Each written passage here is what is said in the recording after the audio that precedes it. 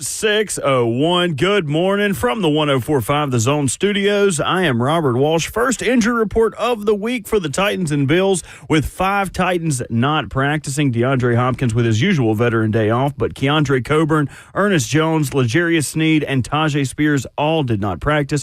Quarterback Will Levis was limited with a shoulder injury. Bills getting healthier as the year goes on. Everyone on the Bills practiced yesterday, although Ed Oliver, James Cook, and tight end Dalton Schultz, were all limited. Thursday Night Football is the Sean Payton Reunion Bowl as the Denver Broncos go down to New Orleans to take on the Saints. That game is at 7:15. For all your foundation repair and your waterproofing needs, you got to go to USSTN.com. Breaking news at once on your home for the Titans and the Vols. This is 104.5 The Zone.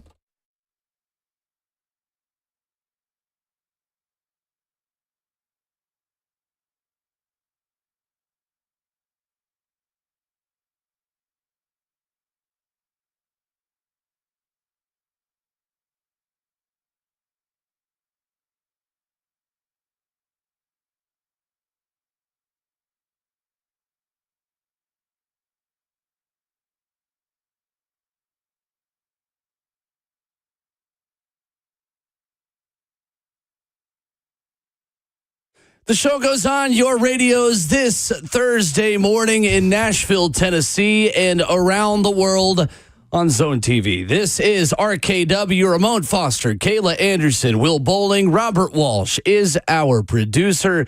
A Titans injury report that once again includes Will Levis as we continue to preview Titans and Bills. Coach Tate McGinnis joins us Thursdays at 7:20. He will stop by coming up in hour number 2. We've got our biggest keys of how Tennessee pulls off the upset over the Alabama Crimson Tide and what the Tide have to do as well themselves at an orange out in Neyland Stadium, plus the Thursday 3. And don't look now, but the show is hot. Woo. Making you money every Thursday morning. It is Thursday, October the 17th. It feels like Antarctica outside, but we are still here with smiles on our faces. Yeah. Good morning. Right? We've got our puffy jackets on. We got big sweatshirts in the studio. I'm not going puffy jacket yet. Oh, what is it's that? Still staying in the day. This is just a vest. It's a vest. I should have investigated a little more closely. There we go. Yeah, I did not see that. Yes, you're right. It is a puffy vest. I'm not letting that slide. No. You should have investigated it a little bit more closely. That's right. I can't wait till the day I see your kids walk around. It's required that I went to a private high school. I have to own at least 3 vests They're right. in my closet. First time I've worn this one this fall. Vests are, though, the moneymaker when it comes to the in-between season. Yeah, because dudes really don't like to wear coats. Right. Yeah, at least I don't. I'm not a big coat guy, jacket guy. I'll wear it if it's like really cold outside. But I'm not. So, yeah, I'm a vest dude. I got a big puffy vest that I'd wear over a full coat. So, yeah, that just make over a coat? That make guy sense. That's guy sense. It's guy sense. I wore a vest yesterday. It's I got to don't be get that loose. One. Yeah. You don't get that one? A big vest over a big coat? Yeah, no. Just I will take a big vest over, meaning before I put a coat on. Choose your words more carefully. You got it. No, that was completely clear to me this morning. That was completely clear. Clear as mud. Clear as mud. Well, either way, we see through it. By the way, a little confused this morning coming in this morning. Why? First time I've ever seen a live fish tank transporting fish around. Wait, what? Yes, it was live. It had it on the tanks too, live fish. Yeah, it was fish. It was Was this like a new version of a party bus? Is this like a fish version of those little pools that drive around? I was excited because someone carrying it into the building. Any more details? It's going to somebody's pond or lake is all I can think. Okay, so there's that. And all I was thinking, man, you just stop that truck right now and just drop a line and we'll fry fish for days. Is all I was thinking. So you saw a big fish in a little pond this morning? Pretty much. It was that big? Out in the wild is what it was. Have you ever seen those? What's the wild? Like, what are you on the highway? It was an 18-wheeler with a transport. It was transporting live fish. Like, I didn't see it, but I was super excited because all I needed was a line, and I just put some bread on the end, and we could have ate So they weren't tons. mini fish. They were big fish. It was mini tanks of fish that was going to somebody's pond this morning. That is weird. See how confusing it was You to have me? the weirdest stories. No, I mean, well, I pay attention on the road is what I do. That's clear. Yes. That's very 100%. clear. Very detailed. Bert, have we ever seen what, though? Have you ever seen them when they drop them off to put them in someone's tank? No. I've seen So that. it kind of the back end kind of drops out like a cement truck where it's like a ramp almost, and then this plastic liner will drop out and water fills it up, and it just shoots out hundreds of fish. That's wild. And once it starts, you cannot stop. No. They're like, so if there's an accident on the ramp or something, the fish are just going where they're going. Very eager to get to their destination. Then they desperately need kelp. They need flour. Did you floundering. They need flour, cornmeal, some hot sauce, hush puppies, and French fries on the side of it. Ramon, you're being really shellfish right now. Oh, no. We're on fish puns this morning. Some white bread, we make a sandwich out of that. I'm telling you, all right? We can make that happen. But only one piece of white bread. Don't think you get 2 pieces of white bread to make that sandwich. What do you think? We're made of money around here? That's what I'm You're getting saying. selfish. Can I get 2 fillets is all I need then? Can I get 2 fillets? McDonald's out has of a the fish hot fillet. grease? No, this ain't that. Not this time of year. That's only during Lent. Also, another confusing moment happened to me this morning, too. What's that? So I'm riding in to work like we all do, right? And I'm on 65, and there's a split. I'm right there by Trinity Lane, and there's a backlog because why? This is your favorite There was a spot. policeman, like, in front of everybody. So they So slow down. everybody slowed down. Yep. And at that point right there where it started to break up, the policeman moves over all the way over to the right lane, okay? Just going to where he's going. And this dude in a work truck just floors it past the police officer. And I'm like, light his ass up. Go get him. Snitch. 'Cause I was. Right? Yes. he's like just out get the window stitches. pointing at this guy. I'm confused Well, did he because go get him? here I am over here governing myself, being a good citizen. Okay, going the speed that we're supposed to, abiding by the laws. Okay, and this dude, Will Caleb, He had to get Bert, somewhere. He floored it past the police officer. Did he get got? in a 55? No, Oh, well. there you Wait, go. was the police officer Smart on him. he's in a like car. on the phone? Was he? Okay. No, Kayla. Busy doing I don't something? know all of those things. All I was thinking was light him up, okay? He's breaking the law. He Are didn't. there rules in the morning for like don't arrest people or don't stop people on the way to work? No, because I I mean, saw one pulled over this Could have morning. been Don Davenport just running errands early. That's was a very truck. The way true. she drives. Well, there you It was go. a truck. Yeah. Oh, I bet you they have her license plate. Don't pull her over. I've never been more confused in my life though. I've never because In your life, No. that seems a bit dramatic. obviously doing something. Watching someone go 65 and a 55 seems a little dramatic. I've never been more surprised in the month of October. Okay, there. In the month, well, the Vols losing That to was gonna Arkansas. say. This You're week, this week, you've never been digging. surprised more this I've week. been more surprised. this Let's just week. say before 6 a.m. Yeah. on October 17th. Yeah. I've Yeah, been that's surprised. a whole lot better. There but we go. this Fair dude enough. floored it past the cop, and I was just like, are there rules of the road that I don't know for people that go to work before 6 o'clock in the morning? Well, maybe our sheriff will call in. There was one time I was going double friend. double the speed limit and I didn't get pulled over. You did Or not. I got pulled over, but I didn't get a ticket. You didn't get I've a never ticket. gotten a ticket. I've always talked myself out. of it. Really? I'm very persuasive. Oh, God, not me. They hate me. They said I was going 100 and a 55, which I wasn't.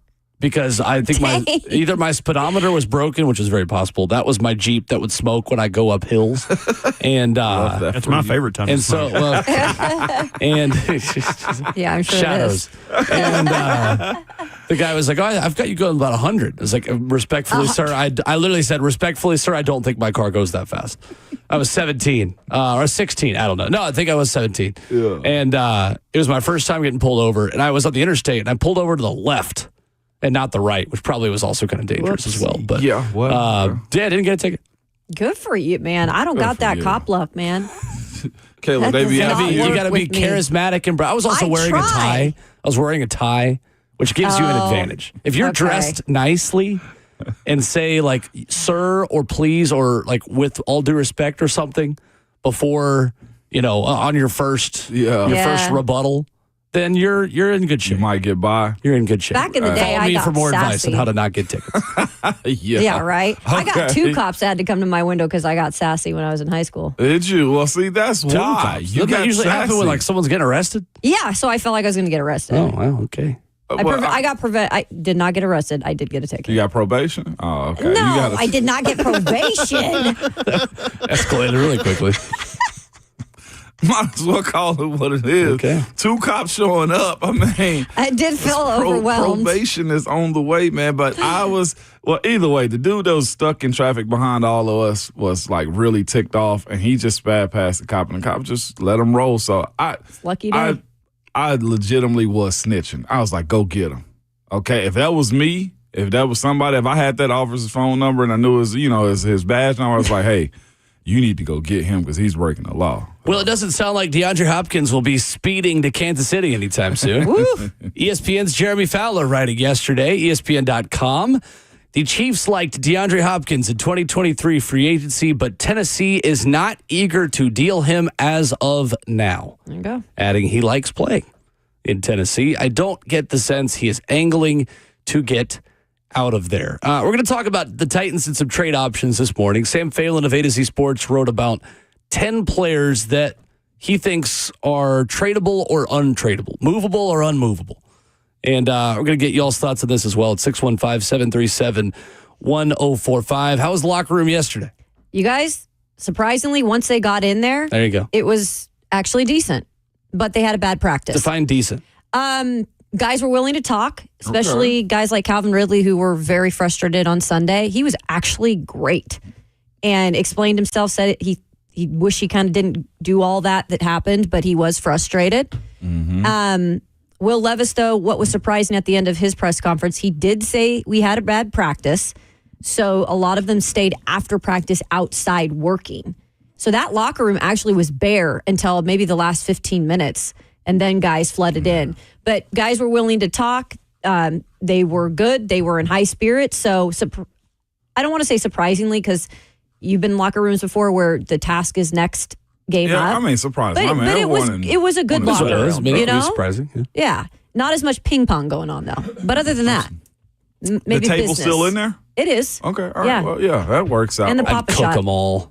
You cook them Those all? scrubs wouldn't touch It's me. in so ping pong. funny watching that, too. Right. It's like they get so competitive. It's what it's kind for. of like when you're failing a class and you have to go talk to the teacher afterwards. Feels like them doing extra work after practice. The offense is getting a 65 in offense right now.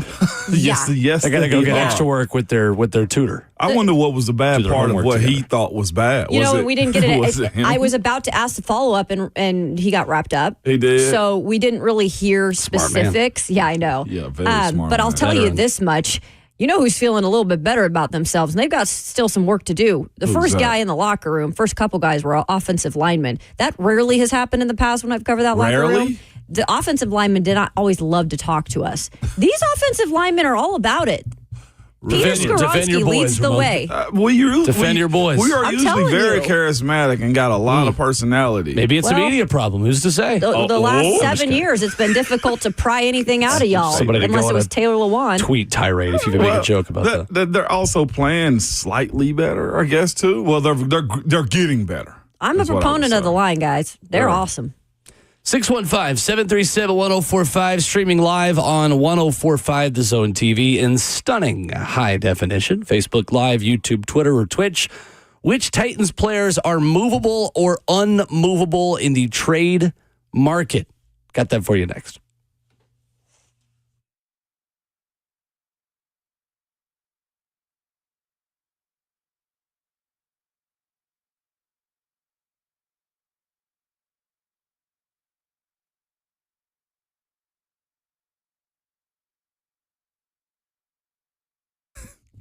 Get ready for Genesis Diamond's largest ever sale on luxury pre-owned Rolex watches. If you're dreaming or ever dreamed of wearing a Rolex, you can't miss this special two-day event, October 25th and 26th. During this event, you can take advantage of the special pricing and zero-interest financing on a stunning selection of luxurious pre-owned Rolex timepieces. Genesis has brought in hundreds and hundreds of amazing Rolex watches, all the hard-to-find models, too, including the Submariners and Daytonas. All of Genesis luxury pre-owned Rolex watches are in pristine like new condition. Some just out of the box and all priced to sell at this event. And listen to this. With the purchase of any luxury pre-owned Rolex at this event, Genesis will give you a pair of 2-carat lab-grown diamond stud earrings for free. That's a $3,000 value. Also, if you currently own a Rolex, Genesis pre-owned Rolex buyers will be on site for you to trade in or sell your timepiece, and you will receive top dollar for it. So go see the largest selection of luxury pre-owned Rolex watches in the state and take advantage of the special financing and get a pair of 2-carat lab-grown diamond stud earrings for free. It's the 25th and 26th of this month, only at Genesis Diamonds. They're located in Green Hills and Cool Springs.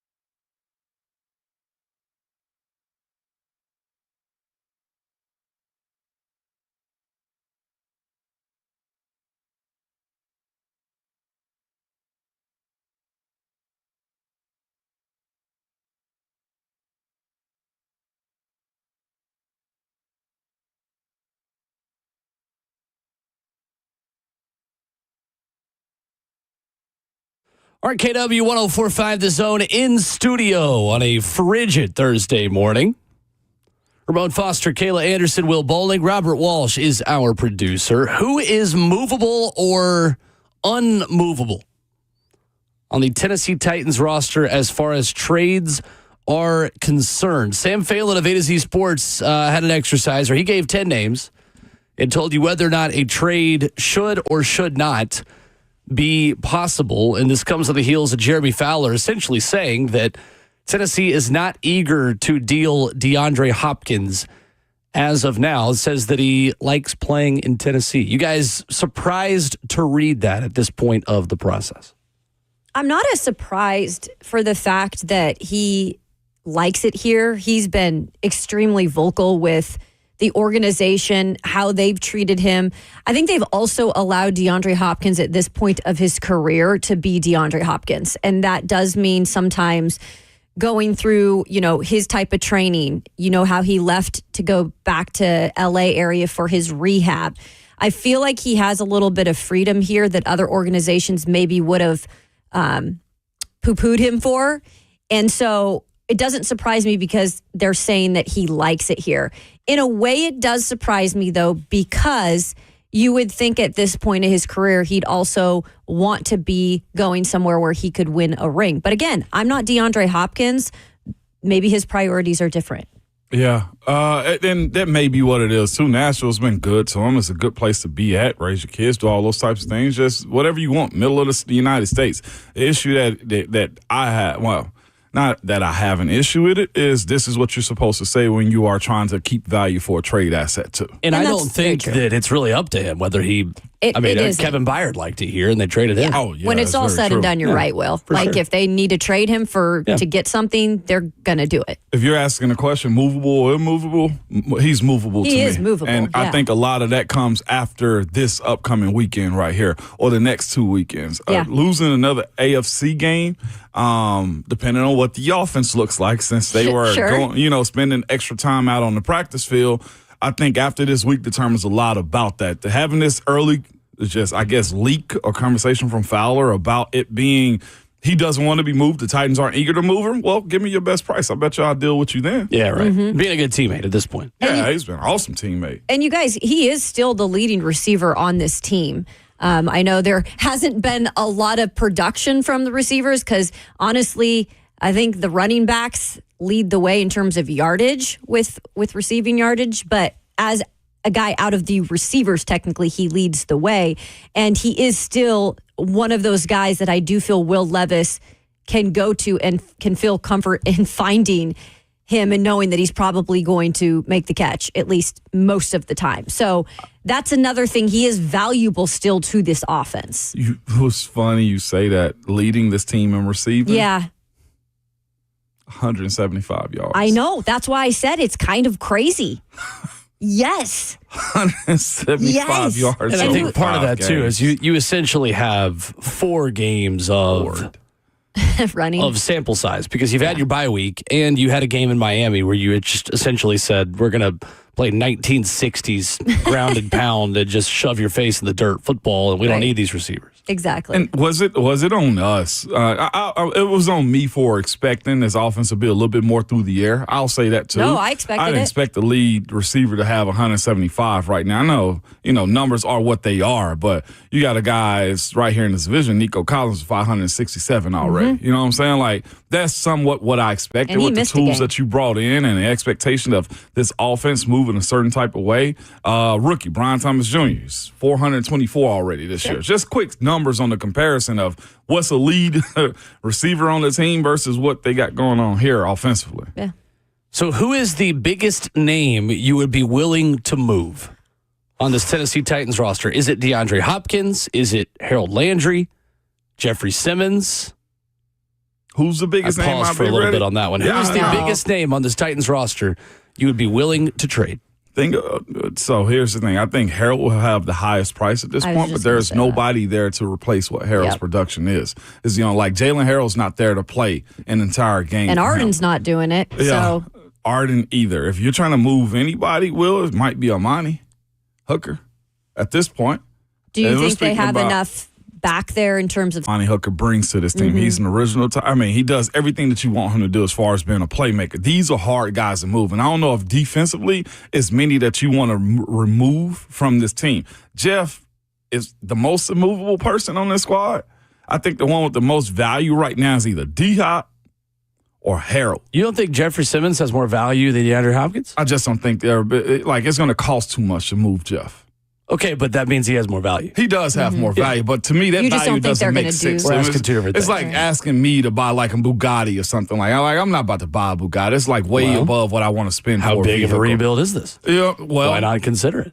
do you also keep important pieces around the same? And I always go towards Philly. Like Philly, through all their ups and downs, kept Fletcher Cox around. I agree. You know what I'm saying? Through everything that the Los Angeles Rams, St. Louis Rams had going on, they kept Aaron Donald around. I'm not for moving Jeffery Right. Simmons, Yeah. but there But are a he'd lot of get the people most out there. value. There are a lot of people out there who are, because of how much you could get back and really kickstart this Right. thing and have a lot of draft capital next year. And look, though, that's a hard spot to find too. In terms of, I know that some people don't think he's had as much production as they've wanted hasn't. him to have because of the numbers with the sacks and stuff. He has been a little banged up throughout the last 2 seasons, but when it comes down to it, there isn't a lot of original leaders of this team, and maybe that's something they're willing to go in a different direction because, like you said, if it's a complete rebuild, they can start building these guys that they've drafted as leaders moving forward. But I will say this, he is still the leader of the team, not just on defense, but for the entire team right now. He's going to get the most value if you move him, absolutely.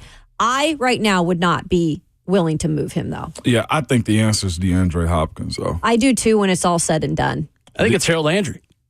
Really? I think the player that could get you the most in return while also saving you some money in the future is Landry. I think the tricky part about trading Harold Landry is you're not exactly setting the world on fire at edge rusher to begin with.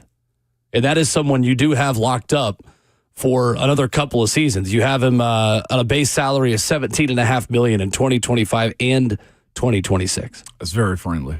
Yeah, 100%. That's very And friendly. he is valuable. I mean, I've heard some stuff about connecting him to the Detroit Lions. There's been some talk out there just in terms of now we're getting close to this time of the year with the trade deadline. So it's not one of those things that I'd say it'd be a complete surprise if something like that happened. The only reason why it would is, you're right, Ramon, the lack of pass rush they already have. I mean, it's apparent. And he has been the most productive by far in that category. But if they're willing to, move forward and know that this is a season they're probably not going to make the playoffs anyway, you could get a lot back for him probably. I just look at the guys like Harold. It's like that's 17 and a half. He's old and 25 and 26. I can just keep that on the books and it not cost me much at all and still get production out of a dude. Now, color me shocked if it does happen. So what is it going to take? A third for a guy like Harold with the production that he's had over the last couple of years? He would that's a strong pick. He'd probably need a couple more games before the trade deadline, which is, again, the Tuesday after the Patriots game. So you'd probably need a couple of more, big games out of him because he's got 4 sacks at this point. But you do have an out of his contract after this season that would leave you just with $13 million of dead cap. This is kind of your checkpoint to get out of the deal if you wanted to after this season anyway. I think. What was you about to say, Red? Oh, you always step on me. Of course. I can't see the red light behind me. The other benefit of a team waiting to trade for Harold, someone like that with a large price tag, is every week it goes down. Every week, the money you would owe him, the cap hit to fit him underneath your financials goes down because he's playing under it. He's getting paid out those game checks. So it would make sense for a team like the Lions to wait until the trade deadline to even inquire about him. For sure. Evaluating this, though, too, and trying to say, all right, it's a couple guys that you can get rid of, like Arden. How many more Arden has on his deal? He can be released after this year. Arden Key will very likely be cut after this season because his base salary jumps to $6.5 million in 2025. But what are you getting for Arden Key at this point? You're not, because he hasn't been productive. You're getting maybe a 7th round pick. Yeah. Or a 6th round pick. Yeah, but they they will also want to thrive on having as many as they possibly can. Now, the thing is, you want quality picks. You want that third, fourth, fifth if you possibly can. Well, if that's the case and it's an expiring contract in a sense, or it goes up to where you don't have to pay Arden that price, give me the dudes that I won't get any return for if they just walk away. I'd much rather get something as far as, I don't care, Will, if it's a 6 or 7 for Arden. Well, Chad Brinker said they want like 7 or 8 picks. So if that means, 3 7th rounders just to add to the amount of picks that they're going to have. So that they could deal. Yeah. So where I was going before, me and Bert had our little twist up of words right there is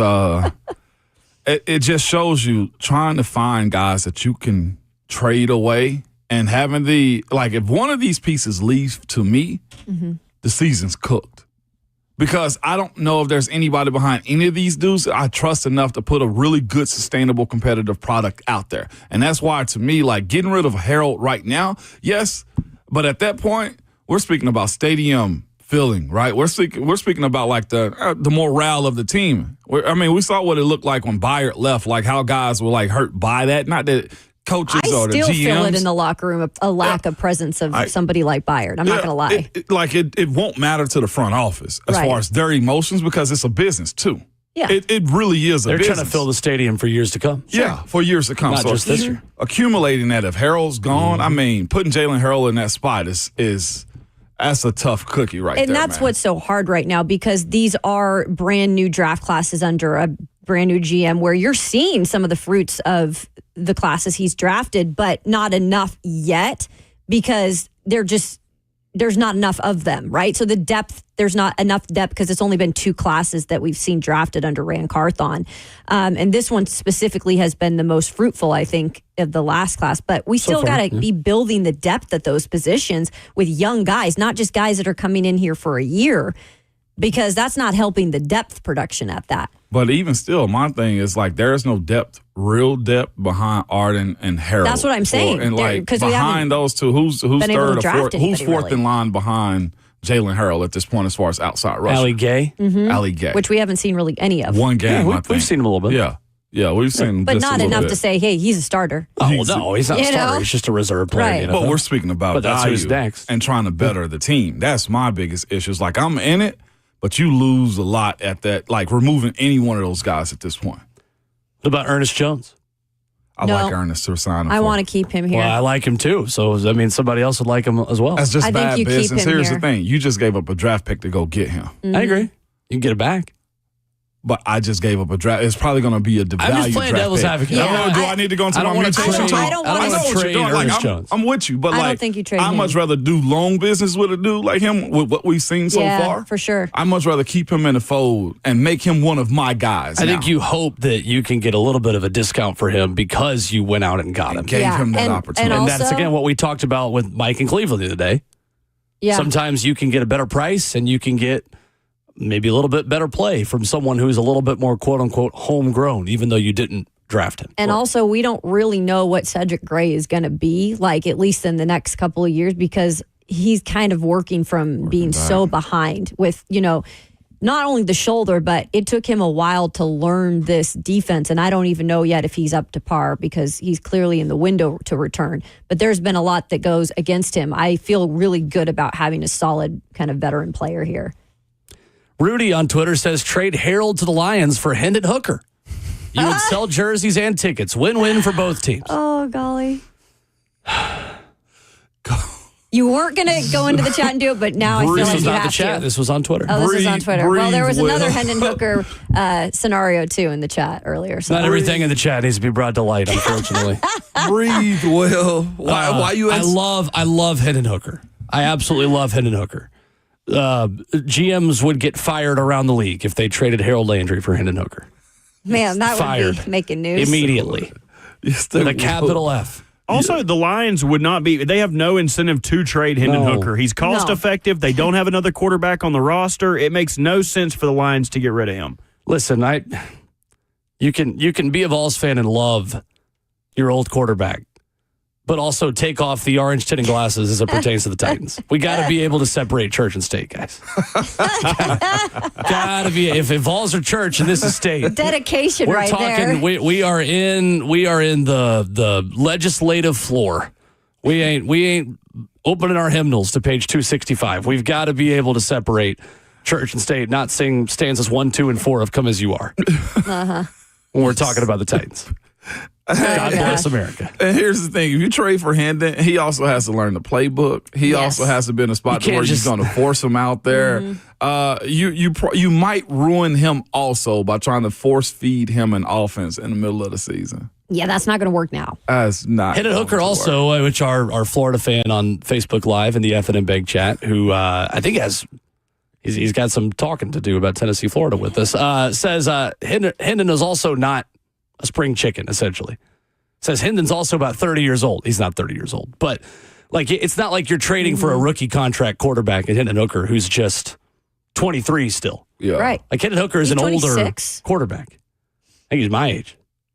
Dang. A year or two younger than me. I believe he's 25. So again, I don't think that makes sense right now. No. Unless the Lions go out and draft another quarterback in the 5th round they feel like is a better fit long term and want to get some kind of value from him in the offseason, maybe. But like I just don't think it makes sense for a contending team to get rid of a backup quarterback that they trust. And I've heard they really do like him over there. And, of course. in the past year, he has kind of come along after the injury. He kind of had to come back. Everyone loves a backup quarterback. It's funny when everybody speak about him not being a spring 26 years old. He'll be 27 in January. And it's funny looking at that, but we can also praise dudes who go 36, 37 to 40 years old. Like, if you tell me I can get that's true. another, 15 years out of Hendon, I mean, that still puts him at a good age. You know what I'm saying? As long as you're taking care of as your far body as and doing the right things. NFL quarterback. So it's just me playing devil's advocate till he's not a spring chicken. Well, I mean, Levis is also, 25, 26 at He's this 25. point, too. So, what are we talking about here? If you really wanted a former Vol backup quarterback right now, you're going to call Josh Dobbs again. If you want to sell tickets. Yeah. There you are. Yeah, Levis is 25. He'll be 26 next summer. So, a year removed. We're talking about spring chickens here. Both of them in the second year of their NFL careers also. Yep. They're mid. So, I mean, at this point, mid-20s. mid-20s. What a time that was. Either way, no. It's fun. You're not getting Hendon. I enjoy it. Yeah, I know. No. Mid-20s. Don't brag, Will. We're talking about most tradable. fun. Mid-20s I are know. fun. You're going to start trading me if I keep talking They're about very it. fun. 615-737-1045. Who is the best player you are willing to trade on the Tennessee Titans? Should the Titans even consider trading Jeffery Simmons or L'Jarius Sneed, Ernest Jones? 615-737-1045. We'll get to your thoughts on that coming up next.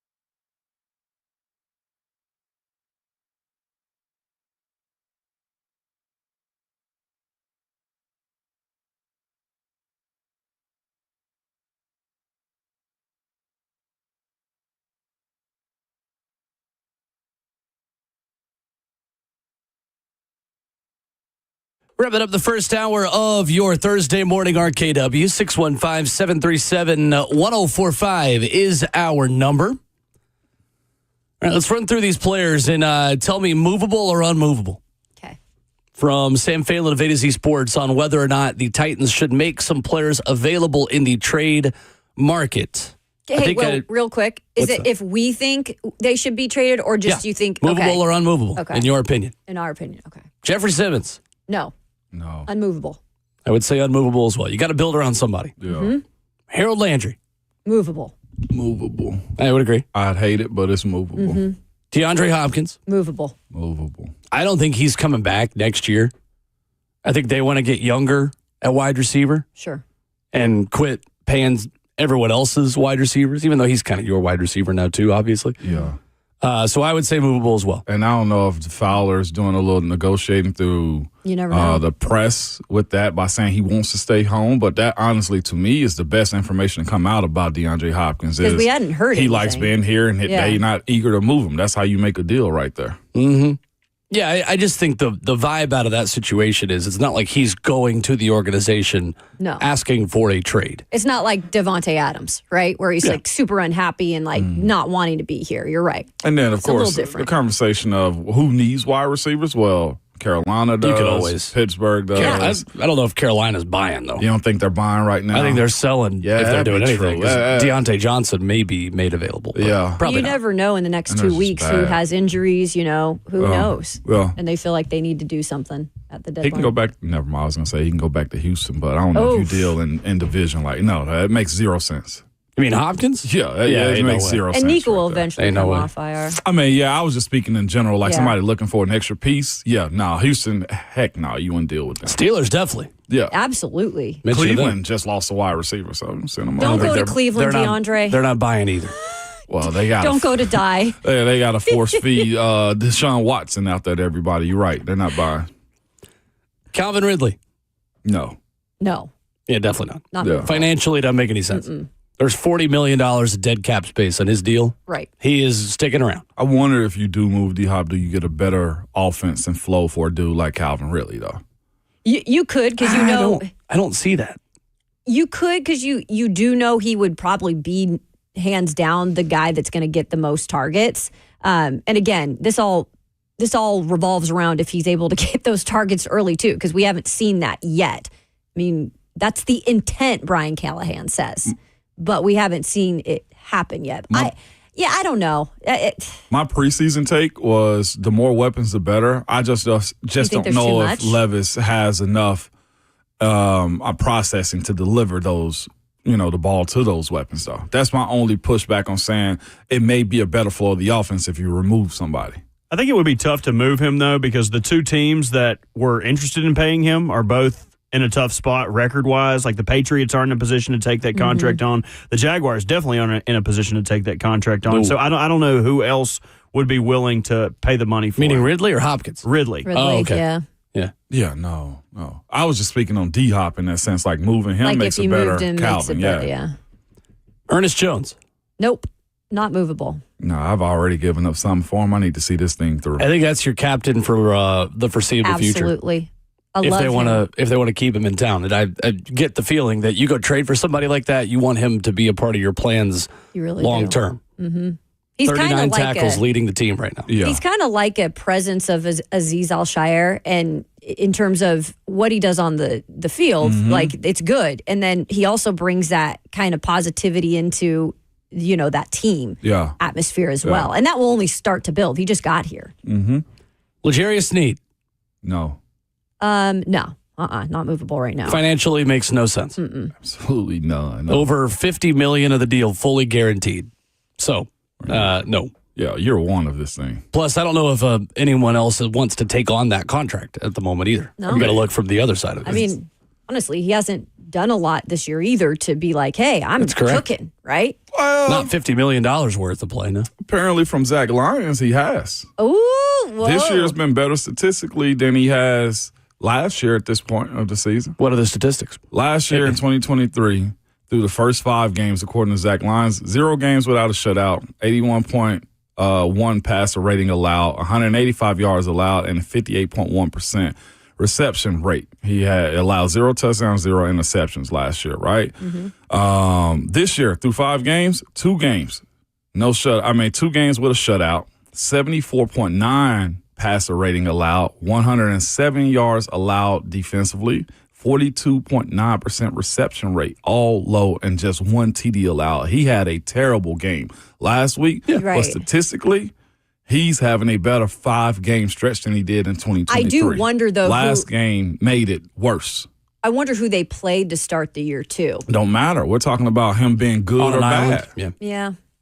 The tough spot for me, I got to see where Zach gets his numbers from because I see different numbers here. But the one spot he is suffering in is missed tackle percentage. Missed 4 tackles on 23 tackle attempts. That's 14%. Anything over 10 is egregious. Yep. And he's been in a position where he's gotten burnt, and guess what? Either he's jamming at the line of scrimmage or he's in a position where the quarterback's missed. That's still a dub. I still see DBs wave their arms and incomplete. Yeah, well, that's the risk you take with a guy like that. But that's why they were like, we don't care. Like, aggressive as he is, or maybe some missed tackles, penalties, we're willing to take that risk with a guy like this, who in the long run, he's going to benefit you. But right now, I guess it's not.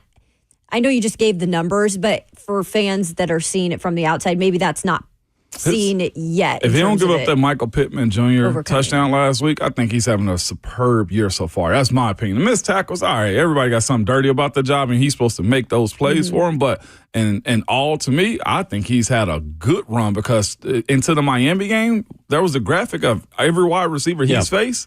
And how he shut him down. One game can ruin it, right? Yeah. One speckle of poop in ice cream makes it a bad ice cream, right? Ooh. What? That's nasty. You ain't never heard that? No. You ain't never heard that? One speck of poop, you don't want to eat the ice cream in it? I have never once heard I'm sure Bert's heard that one. I know he has. Nope. Shocking. Two more players, Amani Hooker, Arden Key. Tradable or untradeable? Amani, just because there's value there, but he's a safety in a sense. Like, how much value are you going to get for him at this point? And he's been fine this year, too. He's been a steady Eddie as far as from what I can see on game day. I just don't know if many people are going to come get him. Plus, I know the organization love a dude like that. I don't think he's movable right now just for the depth, part of things with safety. He is a leader in the back end, probably the biggest leader. So right now, no. He arguably is having one of the best starts to his career that he's had, only allowing 35% of the targets he's been targeted on, missed 1 tackle all year for 3.8%. Statistically, he looks really good. He has the team's only INT, too. You could strike while the iron is hot. Ooh. What about Arden Key? Quickly. Yep. No. He's movable. I think he's movable. Put 615-737-1045. We'll take a look again at the full report from ESPN's Jeremy Fowler, the trade buzz around the league as we hit within a month of the NFL trade deadline. Got that headline for you coming up next.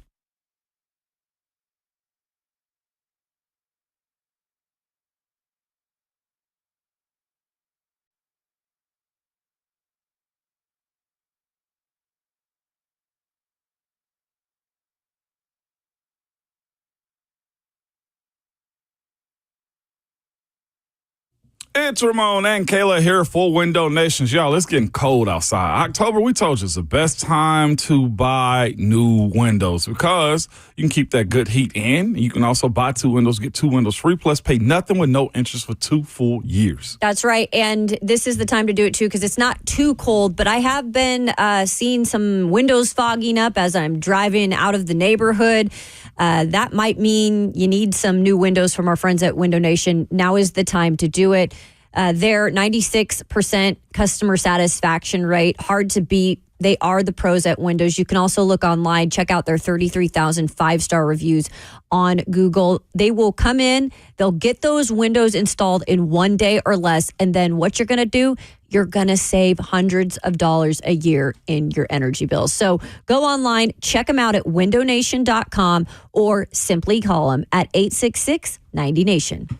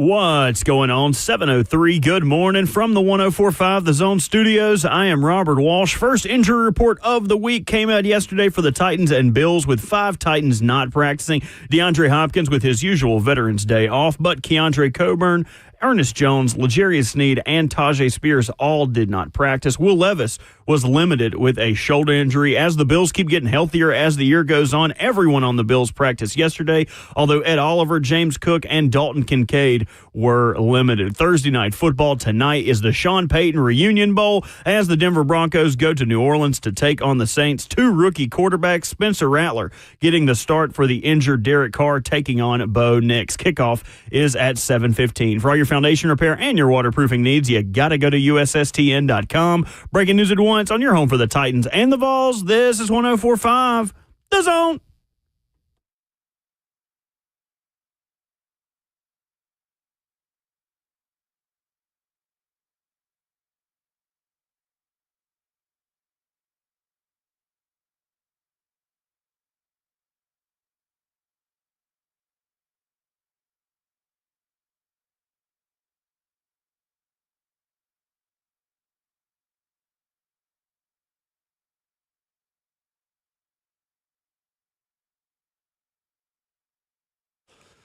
Hour number 2, 7 a.m. in Nashville, Tennessee. RKW, Ramon, Kayla, and Will. Ramon Foster, Kayla Anderson, Will Bowling. In 15 minutes, we'll be joined by Titans Radio's head coach, Coach Dave McGinnis. Presented as always by Two Rivers Ford, 615-737-1045. The phone number if you've got burning thoughts, or maybe just embers on the Tennessee Titans. Get Up on the TV in the studio this morning has Treylon Burks and DeAndre Hopkins as trade candidates in the NFL. And as we said that, Ron Slay entered the chat saying, y'all hit that like button. That's right.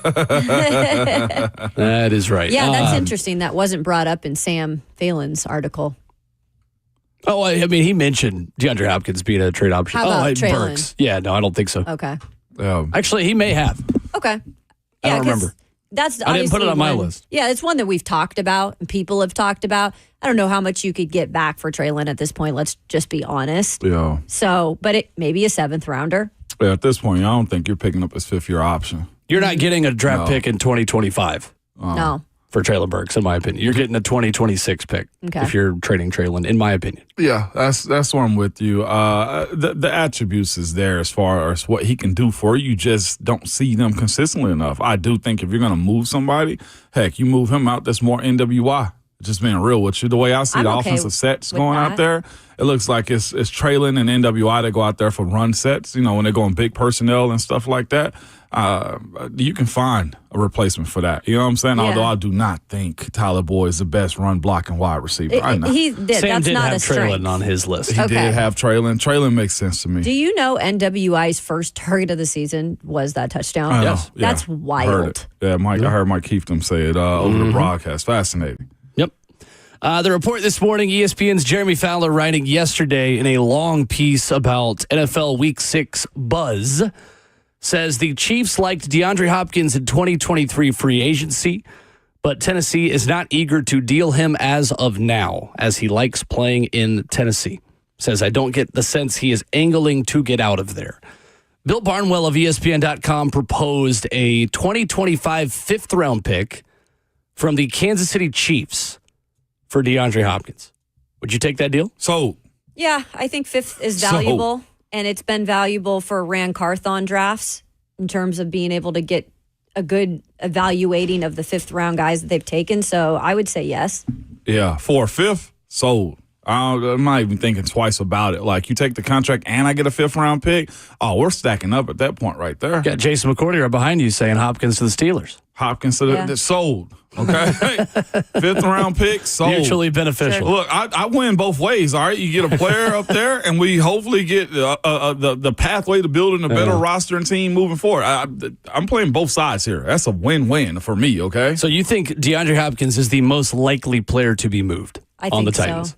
Most likely is, expiring contract. And I know they've dealt before with Derek where he was an expiring contract. You can get anything for him, although they said it wasn't much on the table as far as an offer for Derek, right? On this one, if you want to move forward and get back what you don't have next year, a third, if I'm not mistaken. Again, Right. it's a third for the L'Jarius Sneed trade that happened. correct. Yes.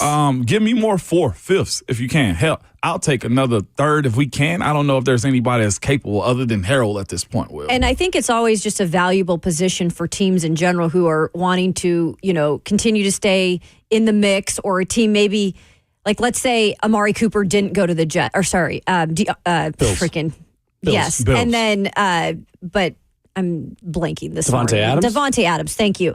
Didn't go to the Jets. Like, that's a team that's still in the playoff hunt, obviously. It's early, but, like, who knows? Maybe DeAndre could have been a trade candidate for that if it wasn't the whole situation with Devontae Adams. I'm just saying the value of wide receivers to teams is always going to be there. And for the Titans, if they lose him, it's not like they don't have anything there to be weapons for Will Levis. Up to this point, they haven't really even utilized their wide receivers a lot. Not really. Ramon said something that surprised me in the break. We were talking about Saturday plans. We were conversing with the executive producer of Titans Radio, Rhett Bryan, who is in the building. And we were talking about plans to watch Tennessee, Alabama on Saturday, because you will be in the air, I will. Ramon, along with Titans Radio, to head to Orchard Park to see New York's only NFL team play the Titans, the Buffalo Bills, on Sunday. And what did you say to me? I said, I don't want to watch it. You said, I asked, is there internet on the plane? Are you going to be tuned in? And Ramon literally says, I don't even know if I want to. I don't want Right. it. Yeah. Like, what? Explain that to me. Because here's the thing. You know why I sit on my back porch with Ron Slay and my family watching football games? Because I'm an emotional Comfort? wreck. Okay, I'm a wreck on game days. My neighbors have texted me, Ramon, we hear you. Okay, and we're spread out. All right, Kevin Long is, hey, you guys sound like you're having a good time back there. You damn right we were. Okay, there was a lot of ups and there's a lot of downs. You know why I don't really go to people's houses and watch games? Because I'm a wreck. Will, can you imagine? I couldn't agree more with you on that. 30,000, good or bad, my brother. Good or bad? I went to a place to watch the Arkansas game, and I left at halftime because it wasn't going well. A wreck. Okay. And I believe we can win. No. Screw that. I'm almost about to say some bad words on this show. Y'all forgive me, okay? I'm not going to do it. do No, that. I'm close. This is what I want from you. This is where I'm at. I'm a wreck on game days, okay? I'm good at suppressing my BVS. I have a real good feeling that we're going to win this game on Saturday, because all the stuff I'm reading up Keep from talking. Bama online is Say this. more. They want to be able to stop Dylan Sampson, okay? Oof, good and this luck. is where I need Nico to grow and show that he's the guy that we think he is and catch them by surprise. I don't care what they do. But listen to me. Seeing me around 53 football players, a bunch of staff, Coach Mack to my left or in front of me, Mike Keefe around me, Philip Noel, Brad Willis, all these guys, Rhett Bryan watching me lose my noodle. I'm not okay with that. I don't want to hear a scream. I don't want to hear a yell. Don't update me. I want to be able to, whenever we land in Buffalo, New York, open up my phone, see the Vols 35-21.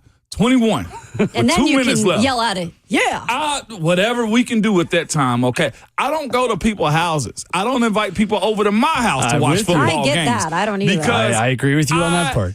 I am a wreck. I'm controlled. So you wouldn't be Right. more of a wreck by not knowing what's going on, because that's how I would feel. Nah, I'm good. I would be more emotionally unstable not knowing what's going on. So you won't even check like updates on Twitter or social. Don't own. You're none just of like that. blanking that all out. You're No. gonna put on a movie, put on your headphones. When I hear skirt, Yeah. that's the plane landing right there. I'll turn my phone on to see the alerts and texts that come on from there. I'll be on there watching some crime show on Netflix. Right. You hear me? Here's the only Lincoln Lawyer season right? 3 came out. Lincoln, I today. saw that. Here's the advertisement. only Very bad good. thing. I got to watch the WWF thing too. Here's the only bad thing. There are Alabama players on that plane I'm not by them. who could. I'm not by Okay. them. I'm not by them.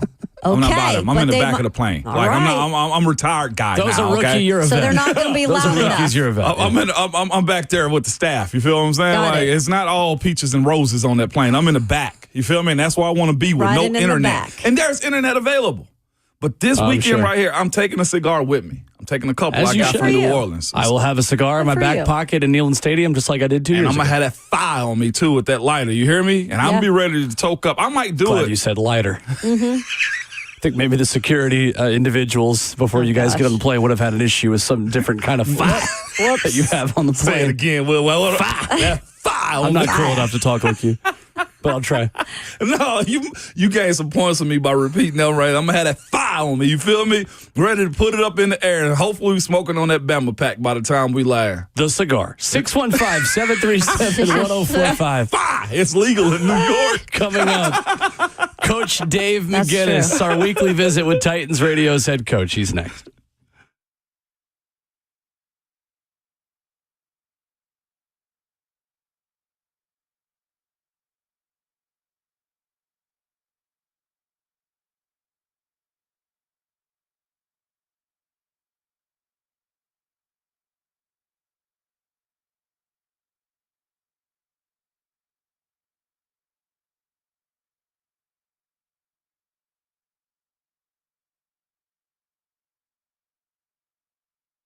Hey, it's Will Bowling here for my friends at Whataburger, and I got someone you've just got to meet with fresh eggs, melty cheese, and a soft bun that will pair perfectly with your morning meditations. He's there for you after a long night or an early morning, and he'll come with either signature sausage or crispy bacon. His name is Bob, and if you start your morning with him, there is nothing holding you back from making the day your best one ever. So come to Whataburger and meet Bob, the breakfast on a bun, available 11 p.m.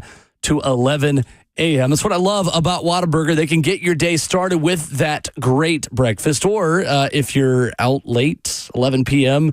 Or later than that, maybe you're doing a late night drive, heading to watch a football game, they got you there as well. And the better news, they've got 16 Middle Tennessee locations spanning from Clarksville to Murfreesboro. I'm a big fan of the honey barbecue chicken strip sandwich, the Dr. Pepper shake. You cannot go wrong when you go stop by Whataburger. Made fresh just like you like it, with 16 Middle Tennessee locations spanning from Clarksville to Murfreesboro. That's Whataburger, just like you like it.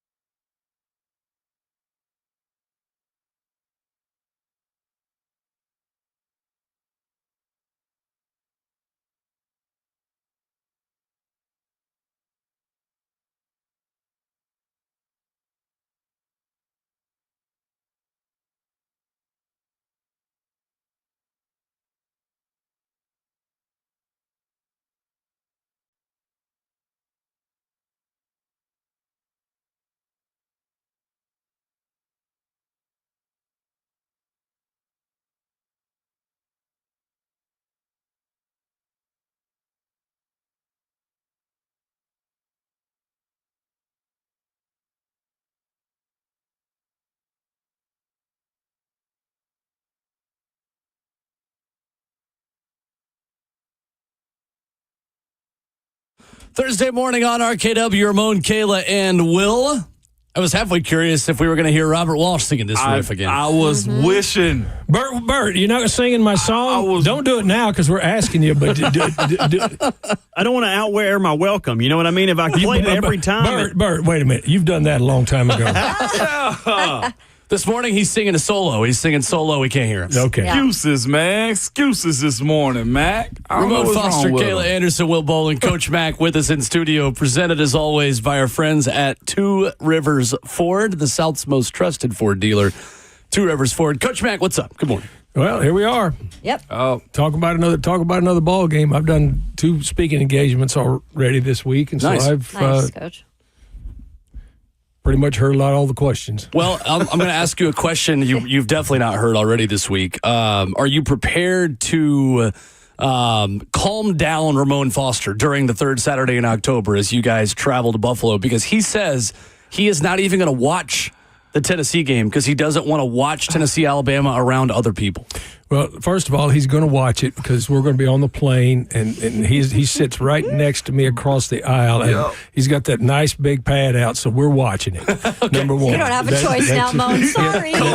So we're watching it, and that's number one. Yeah. Number two, I will tell Amber and Denisa, our 2 flight attendants, to bring some oxygen bottles. Yes. But Lower those masks. We're watching the game on the plane. Max basically telling me, don't blink, cut your eyelids off. We're watching it on that nice big pad you always watch games. So that's what we're watching. I know, and I'm trying to fight it. And I know Brad Willis is going to be right there on his phone. I just imagine Brad and Phil are driving around this morning, and you're saying, yeah, we're not watching it. And they're going, we? Like, hell, we ain't. Exactly. Every one of us, myself, Ramon, Mike Key, Brad, Philip, we will be watching it. Yep. So get your pad. You know what I'll get you this See, week, I'm charging it already, Mac. Thank you. I'm going to get you one of those squeezy things where your tension, when the stress, then you just, so you don't have to yell. No, I'm going to yell. I'm going to yell, and I'm probably going to be on the plane like this with Mac. I'm going to just go ahead and put my sunglasses on. And that's way okay. Yeah. That's okay for you? I'm way good with that. Okay, all right. As long as you don't see tears of joy, I don't cry put your Ray-Bans on. Just make sure I can see the pad. You don't need to see my soul. You can see the iPad. No, just that look is good by me. Okay. You know Just how much I have wear Slay on speed sunglasses, so we're good. We're good. I like it. You get it, though, don't you, Mac? Oh, absolutely. Okay, all right, that's all I needed was understand. Okay, we're good. I love now. it. We're Titans good. Radio's head coach, Coach Dave McGinnis, in studio with us. Coach Mac, going up to Buffalo in Highmark Stadium to take on the Bills. They add Amari Cooper this week. As you watch Josh Allen this season and you scout what the Titans have to deal with defensively with this Buffalo offense, what stands out in the different ways Josh Allen has had to find success without a number 1 target wide receiver so far this year with Stephon Diggs in Houston? Just snap him the football. I mean, he's the engine for this whole thing. On schedule, off schedule. They've got a good running game. I mean, they got a really nice running game, even with Cook out. I mean, Ray Davis, showed up really, really well. Yes, we talked to that kid down there at the Senior Bowl, and look, he had a day, but Josh Allen is the engine that runs all of that. He will be starting his 100th game. This is his 100th game as a starting quarterback, and you can remember all the negativity about him when he came in. Mm-hmm. Big arm, wild horse rider, couldn't hit a barn, all of this stuff, and all of a sudden he's morphed into one of the top 3 quarterbacks in this league. That whole team revolves around him. They play defense around him too. Yeah. So you ask me what he does, everything. He's also protected the ball this year for the most part in terms of interceptions. He's got 0. Yeah, well, he's learned. Mm-hmm. I mean, he's learned, and it's a learning curve. You can't. You heard me say it ever since I've been here. You can't manufacture experience, and he's grown through that, and so he's the deal. Yeah, he is, Coach Mac. He's the deal, and so he. Whatever happens when that ball is snapped, he starts it. He starts every bit of it. Mm-hmm. That's his 100th start right there. I remember when NFL is why it's so hard to leave it, Coach Mack. I didn't realize I was coming up on my 100th start, but my guys did. Sure. And it may have been months that told them, but I'll never forget. That was one of those games like, we got to win this. And after the game, before the game, the Saturday before, they presented me with a very expensive bottle of Louis XIII. Yeah. And they brought, that is a super significant moment right there. 100 starts. Well, 100 starts. And first of all, any start in the National Football League, because, you're in the top 1% anyway. Yeah. If you put on a helmet in a real game.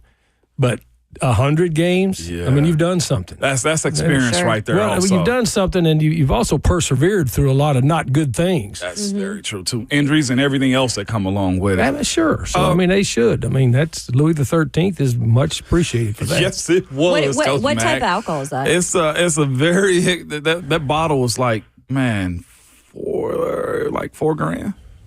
Yeah. What kind of alcohol is it? Bourbon? It's it's a brandy. Cognac. Okay. Yeah. It's aged for a very long time. They put like a crystal topper on it and everything. Oh, okay. The presentation of the bottle is nuts. You've seen them, I'm sure, Coach Love Mack. it. Well, yeah, they took it out of some dungeon in Europe that the Knights Templar had. It's been for about 3,000 years. Like a shot is like $85 or more, if I'm not mistaken. Like a 1 ounce. Yeah, maybe more than that. Which Ramon deserved. Yes. But 100 starts is significant. That made me remember that. Well, it is, sure is. Something else that's super significant, Coach Mack, going up to Buffalo, it's been 3 weeks without a home game for them.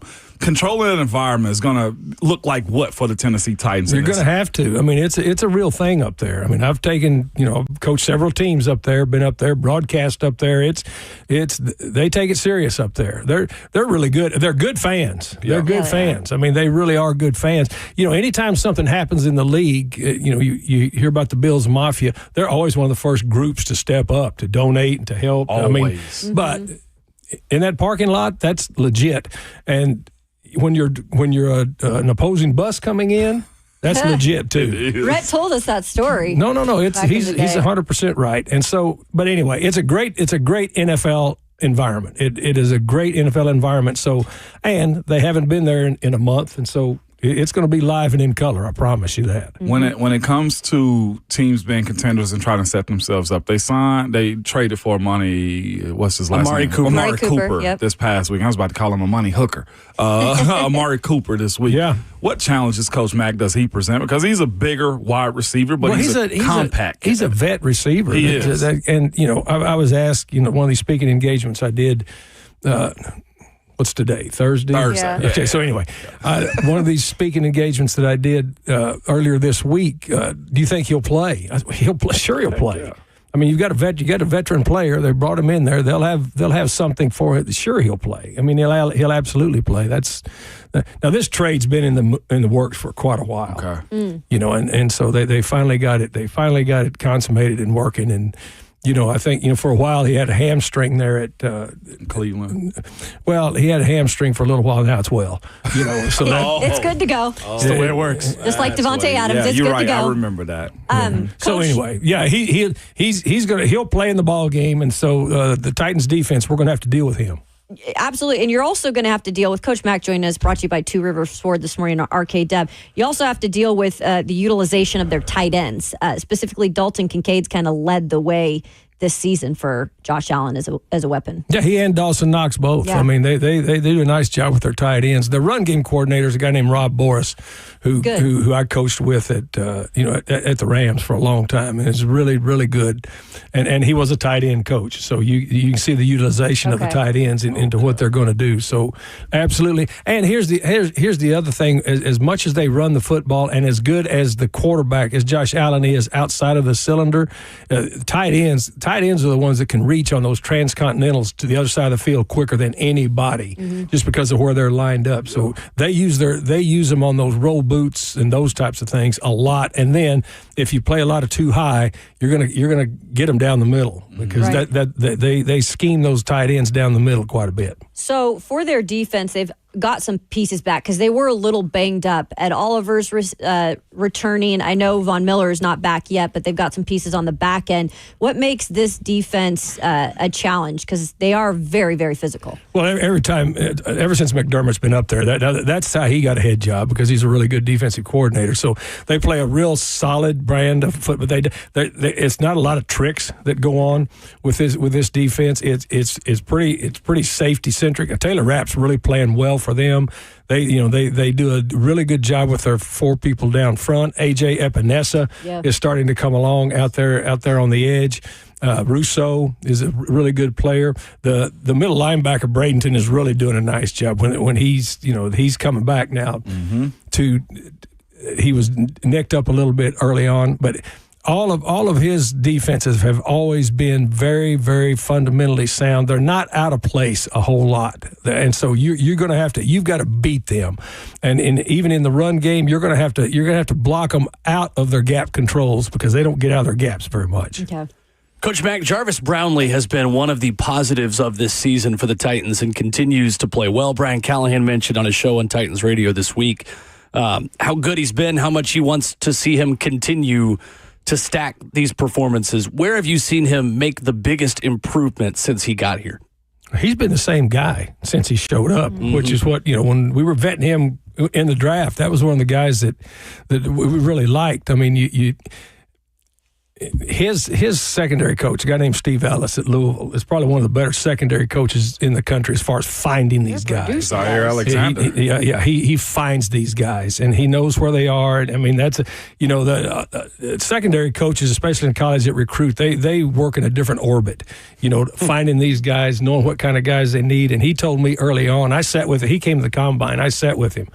When these guys, and he said, Mac, this kid, you can play him in man to man all you want, and he never backs down from anything. Of course, he's where he's from, the things the things that he dealt with, growing up, all of those types of things, and I likened him to Roger McCreary when he came in, when I did interviews about him, because Roger McCreary was a very mature young player, I'm not talking about physically mature. I'm talking about mentally mature for this league, and especially for that position. I mean, you got some rookies that come in, they've got ability, but their eyes are really big, because they're not quite sure if they can handle everything that this throws at you early.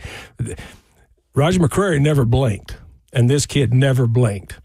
And then when he got a chance to start and it was to cover those track stars down there in Miami, he didn't blink. He didn't care, and last week he didn't care. He will go up and challenge him, and I really like this player a lot, and I'm really happy for him because it means a lot to him.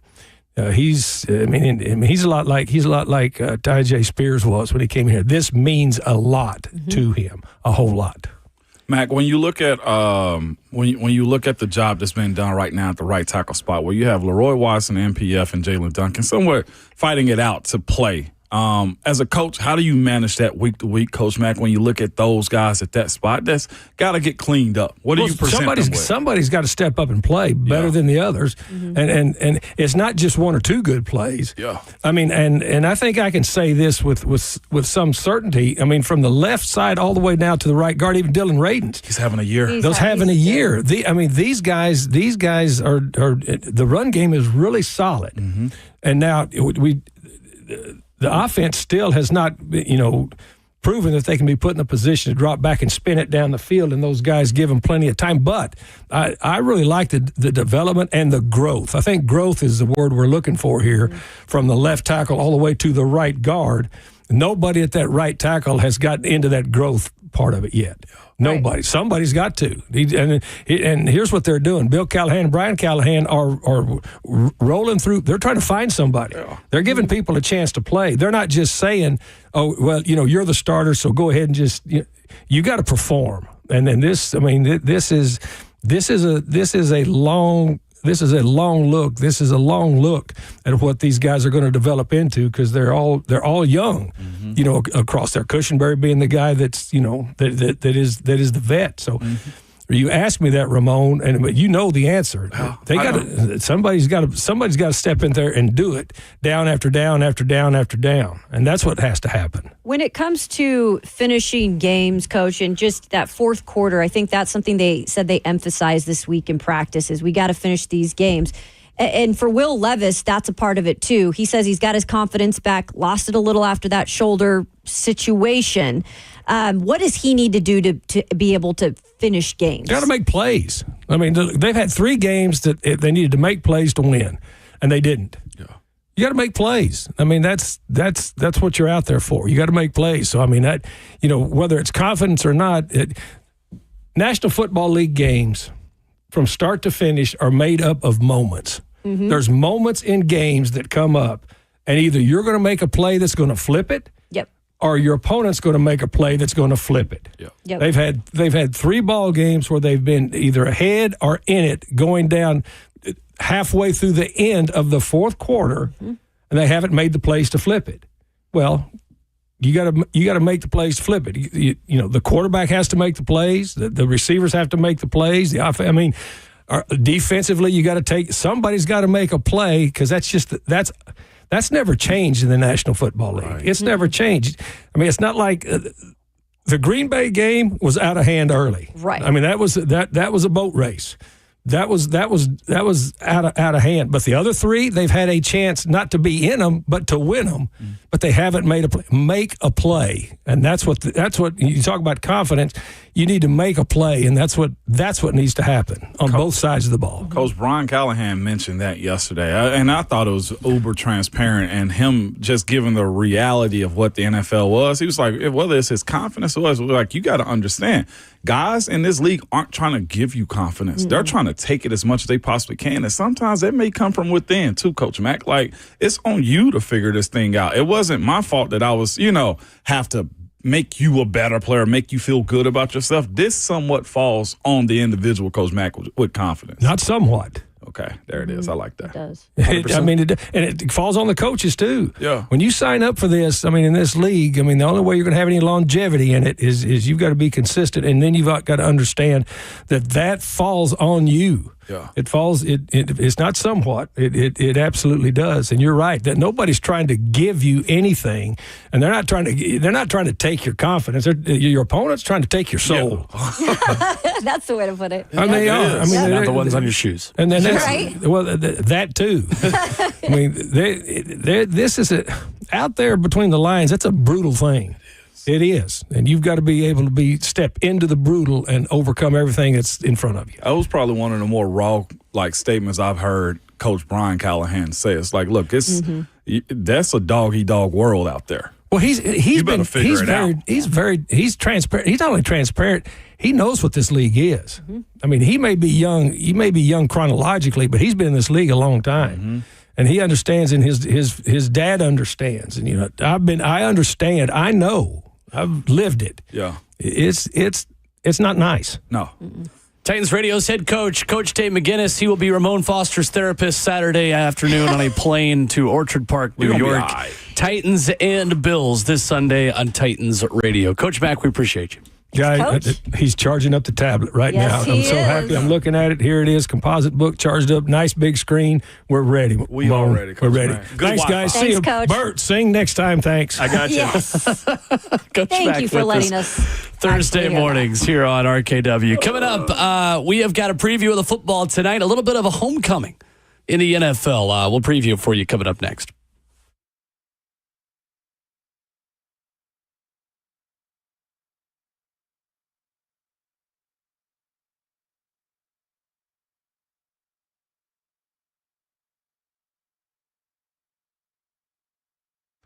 Hey, it's Kayla Anderson. You can find me on Ramon, Kayla, and Will from 6 to 10 a.m. on 104.5 The Zone. And if you want to advertise with us on radio or digital, you should do it. We have had digital numbers skyrocket on our show, and we would love to endorse you as well. All you got to do is go online to 1045thezone.com/epic.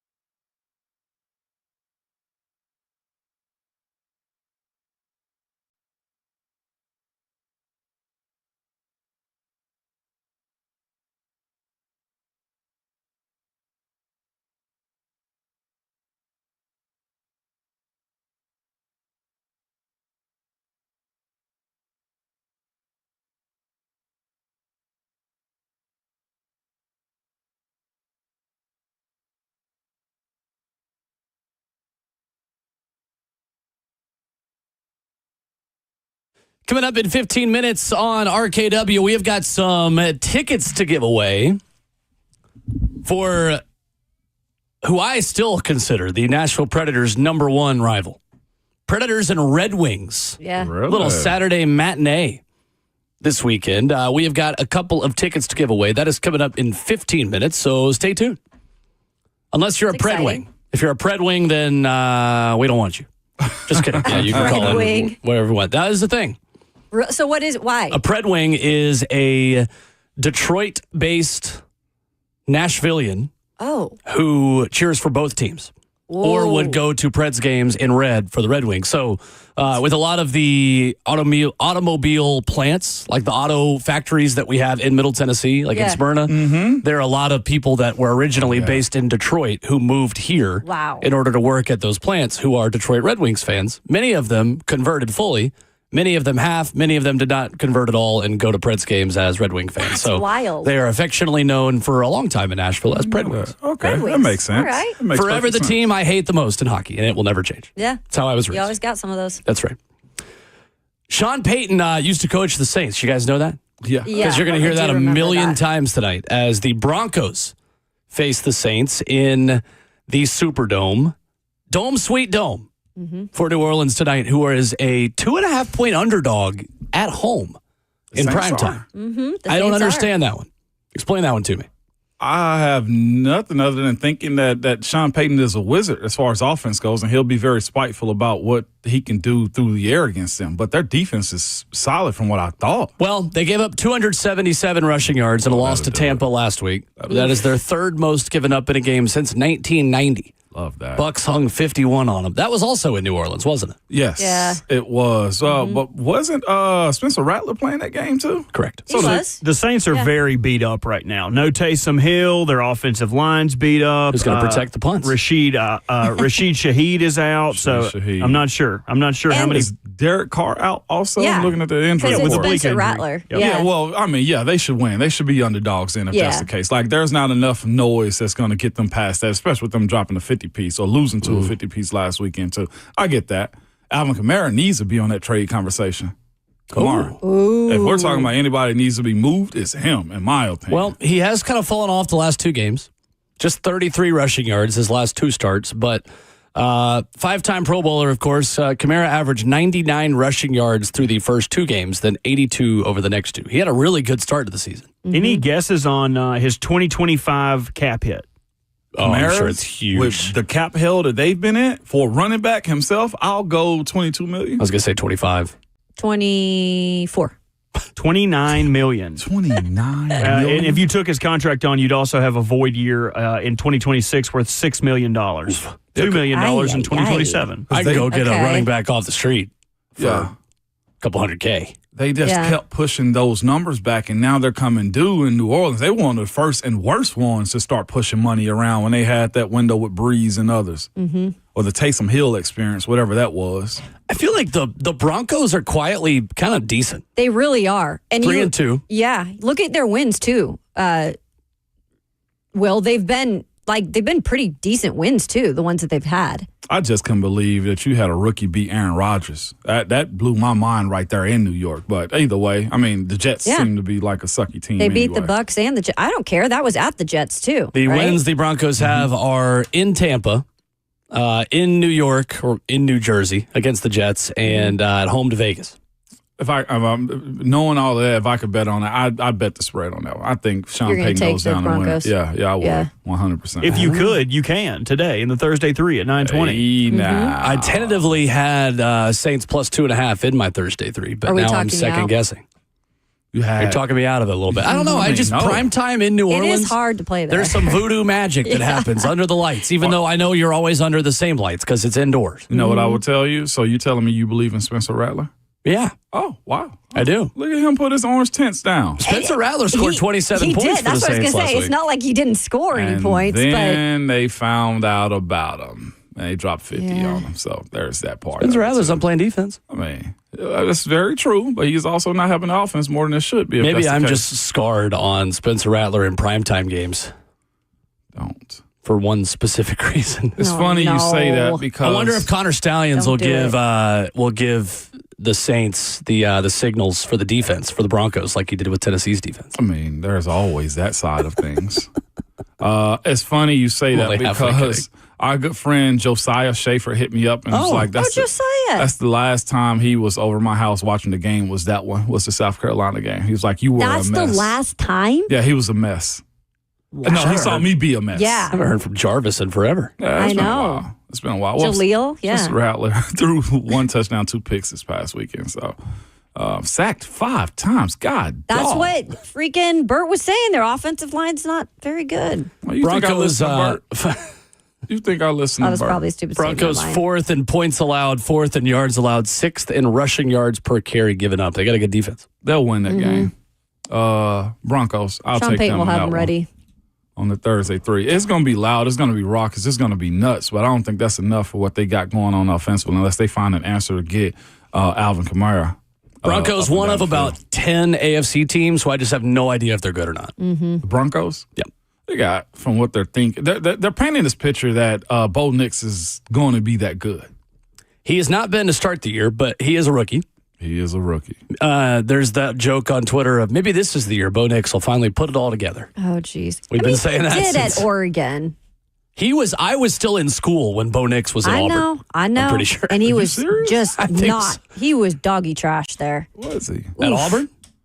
At Auburn, yes. He was fine. He was in his own head at Auburn. Then he was finally left and figured it out. How many years he spent in Oregon?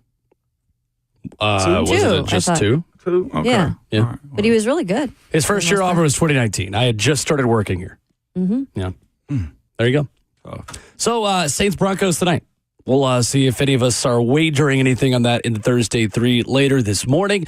Coming up in hour 3, we are going to talk a little bit of Tennessee, Alabama. We're going to do that about a half hour. But Will Levis said something interesting yesterday, and it goes against some advice that we had as a show for the Titans offense on yesterday's program. We'll hear that audio and talk a little bit about what Calvin Ridley had to say yesterday as well. Coming up next.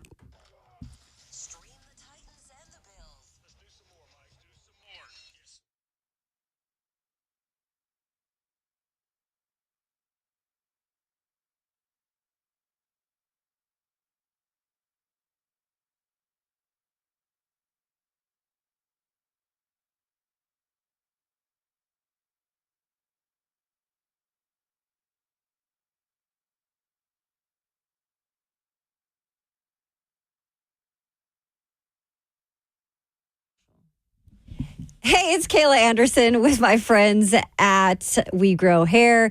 Keep telling you about my hair growth journey, but it's actually exciting when you feel like you're actually seeing the results. Went in a few months ago, decided, hey, I need to start regrowing this hair, especially in the front of my hair, because we do lose 50% of our hair before we even notice it as we get older. Yes, that comes with it. So they will get you on your correct journey. We are all different when it comes down to it. They've got plenty of things to help you, though. We Grow Hair's PRP plate rich plasma treatments. Those are great. Can help within 2 months, you can see the difference. FDA approved laser therapy, super simple. You're in and out the door in 30 minutes. That's really helped me restore my hair and the journey that I'm on. They also, though, have their trademark hair transplant procedure. That's going to give you 3 times more hair. You just do it in one procedure. You really can't buy this cutting edge technology online, folks. They have been doing it for 30 years at We Grow Hair. They are Nashville's hair restoration premier medical clinic. So don't wait. Go ahead and get a free evaluation today at wegrowhair.com. You can call them 615-376-6010. That's 615-376-6010 to start your hair growth journey, and tell them Kayla sent you.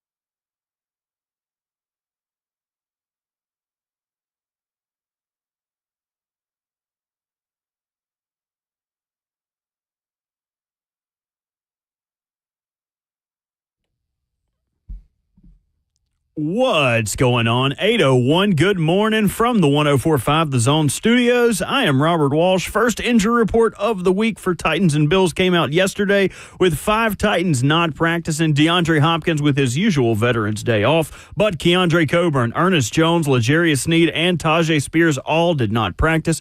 Quarterback Will Levis was limited with a shoulder injury. As the Bills continue to get healthier as the year goes on, everyone on the Bills practiced yesterday, although Ed Oliver, James Cook, and Dalton Kincaid were all limited. Thursday Night Football is the Sean Payton Reunion Bowl as the Denver Broncos go down to New Orleans to take on the Saints. It is a battle of rookie quarterbacks as Spencer Rattler, starting for the injured Derek Carr, takes on Bo Nix. Kickoff is at 7:15. For all your foundation repair and your waterproofing needs, you got to go to USSTN.com. Breaking news at once on your home for the Titans and the Vols. This is 104.5 The Zone.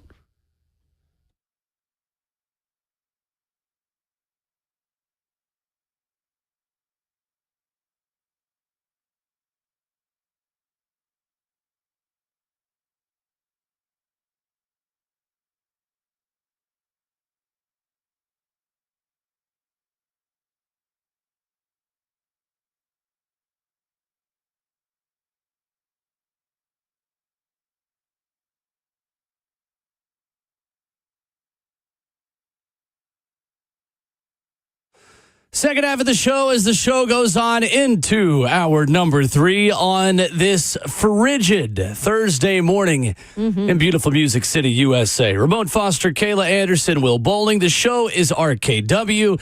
It is produced by the one and only Robert Walsh. 615-737-1045 is our number. And we give the number because in 10 minutes we've got Preds tickets to give away. Preds and Red Wings coming up this weekend. Yesterday at Ascension St. Thomas Sports Park, Titans players in the locker room meeting with the media.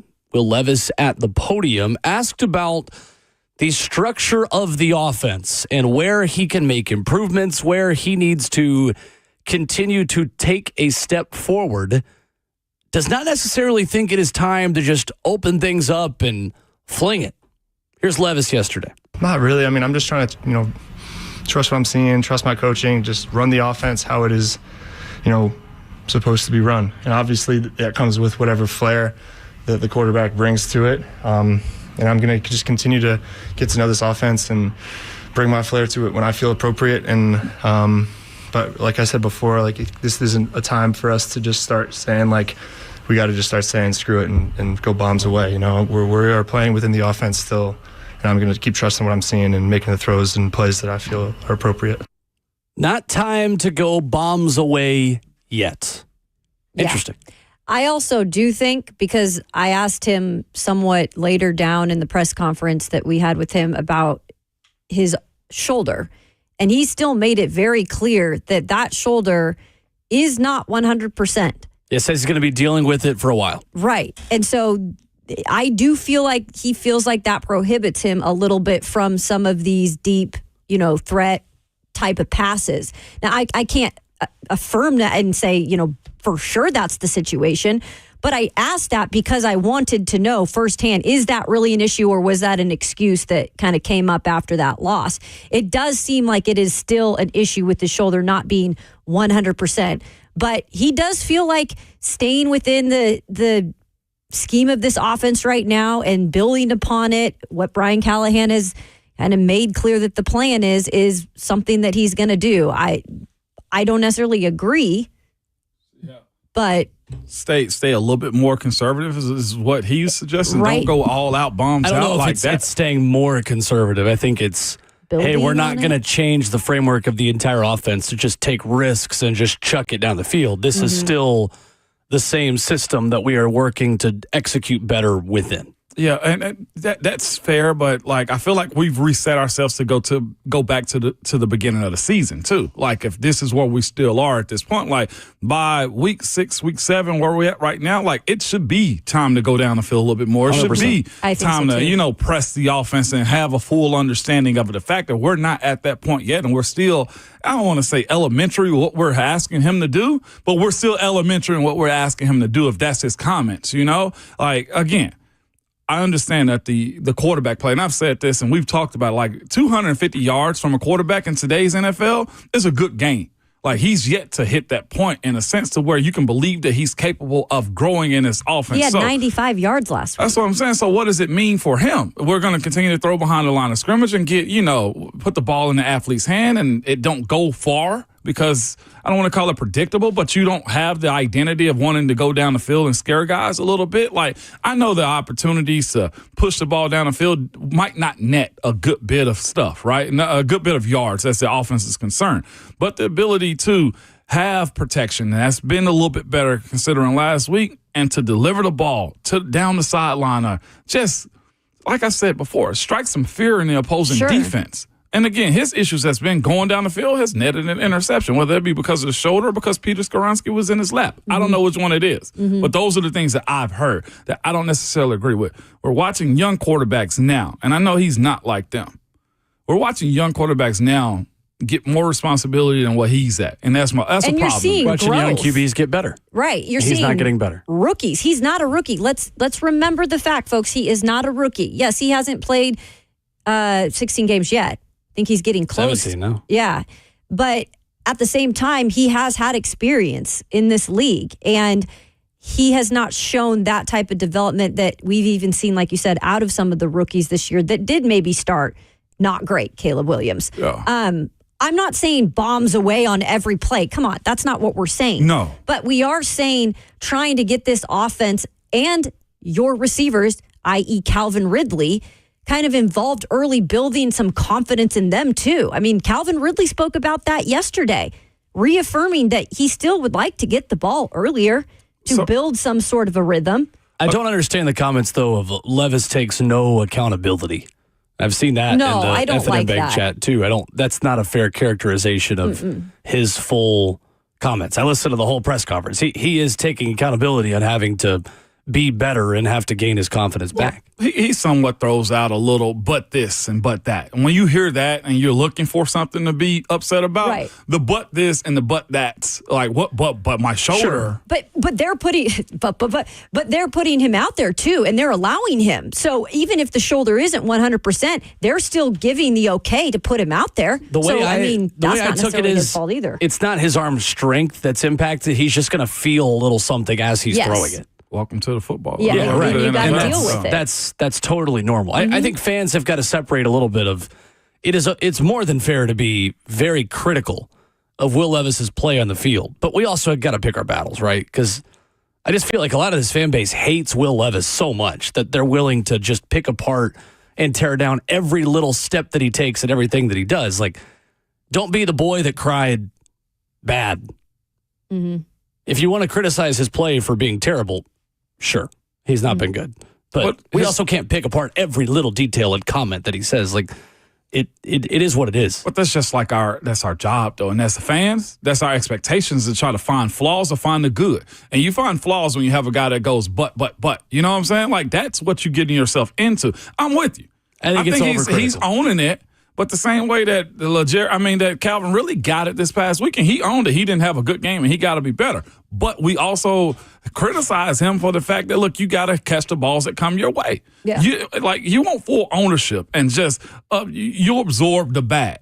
And I don't know if this fan base has been okay with him absorbing the bat, and he also hits you with a but my shoulder or but my offensive lineman. Because it's always been something this year with Will Levis, okay? Whether that be the boneheaded mistakes, the, situations where he gets hurt and that's not his fault, but, that frustrates fans because it's like, okay, is it his shoulder now? He's saying it's not 100%. Maybe that's an excuse. We don't really know who Will Levis is this year. Like, I don't know who Will Levis is because it's been so inconsistent with things that he's been doing, and it's all the overshadowing of bad things that is, again, let him kind of show what the good is about Will Levis. And there is a lot of good stuff about Will Levis. We just haven't seen it this year. We haven't seen it, right. And it is being overshadowed by all these other storylines. It is. I don't have it. It's one of those impulsive thoughts that I have as far as like the amount of pressure that he's getting to the amount of sacks. Like right now in the season, Will Levis has been sacked 15 times, right?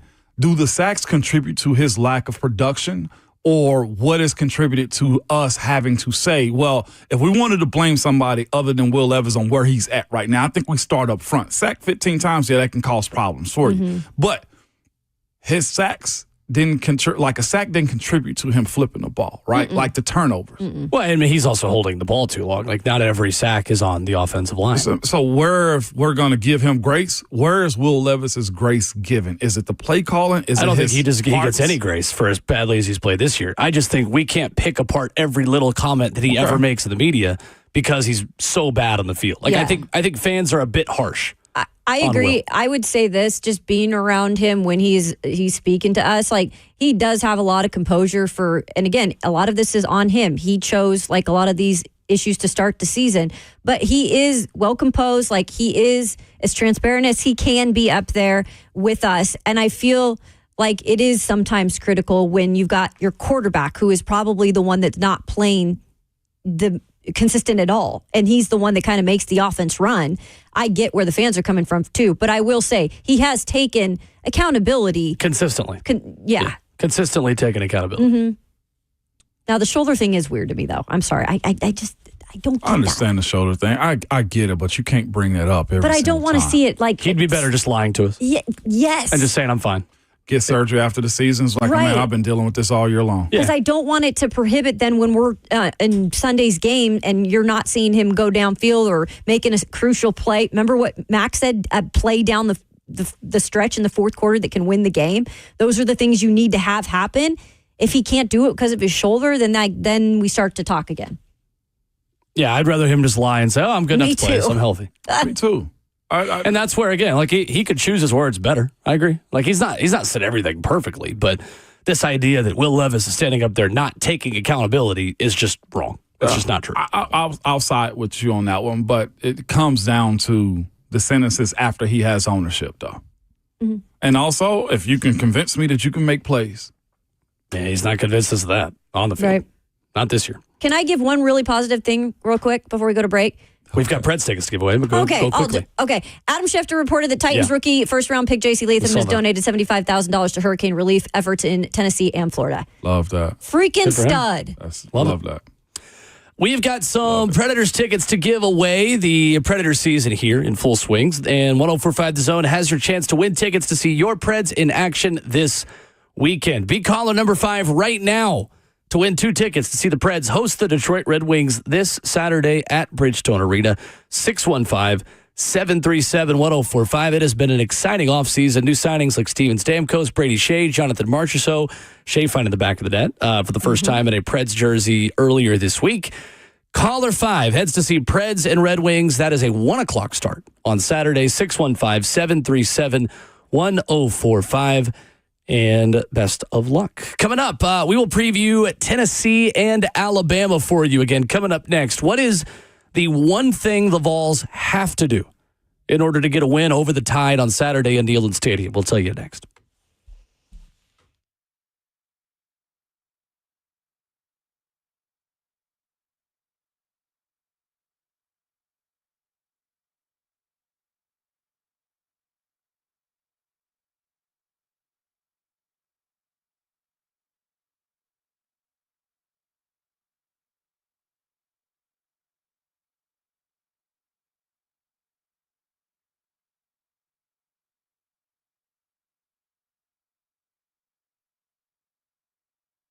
Looking to keep your home in great shape year-round?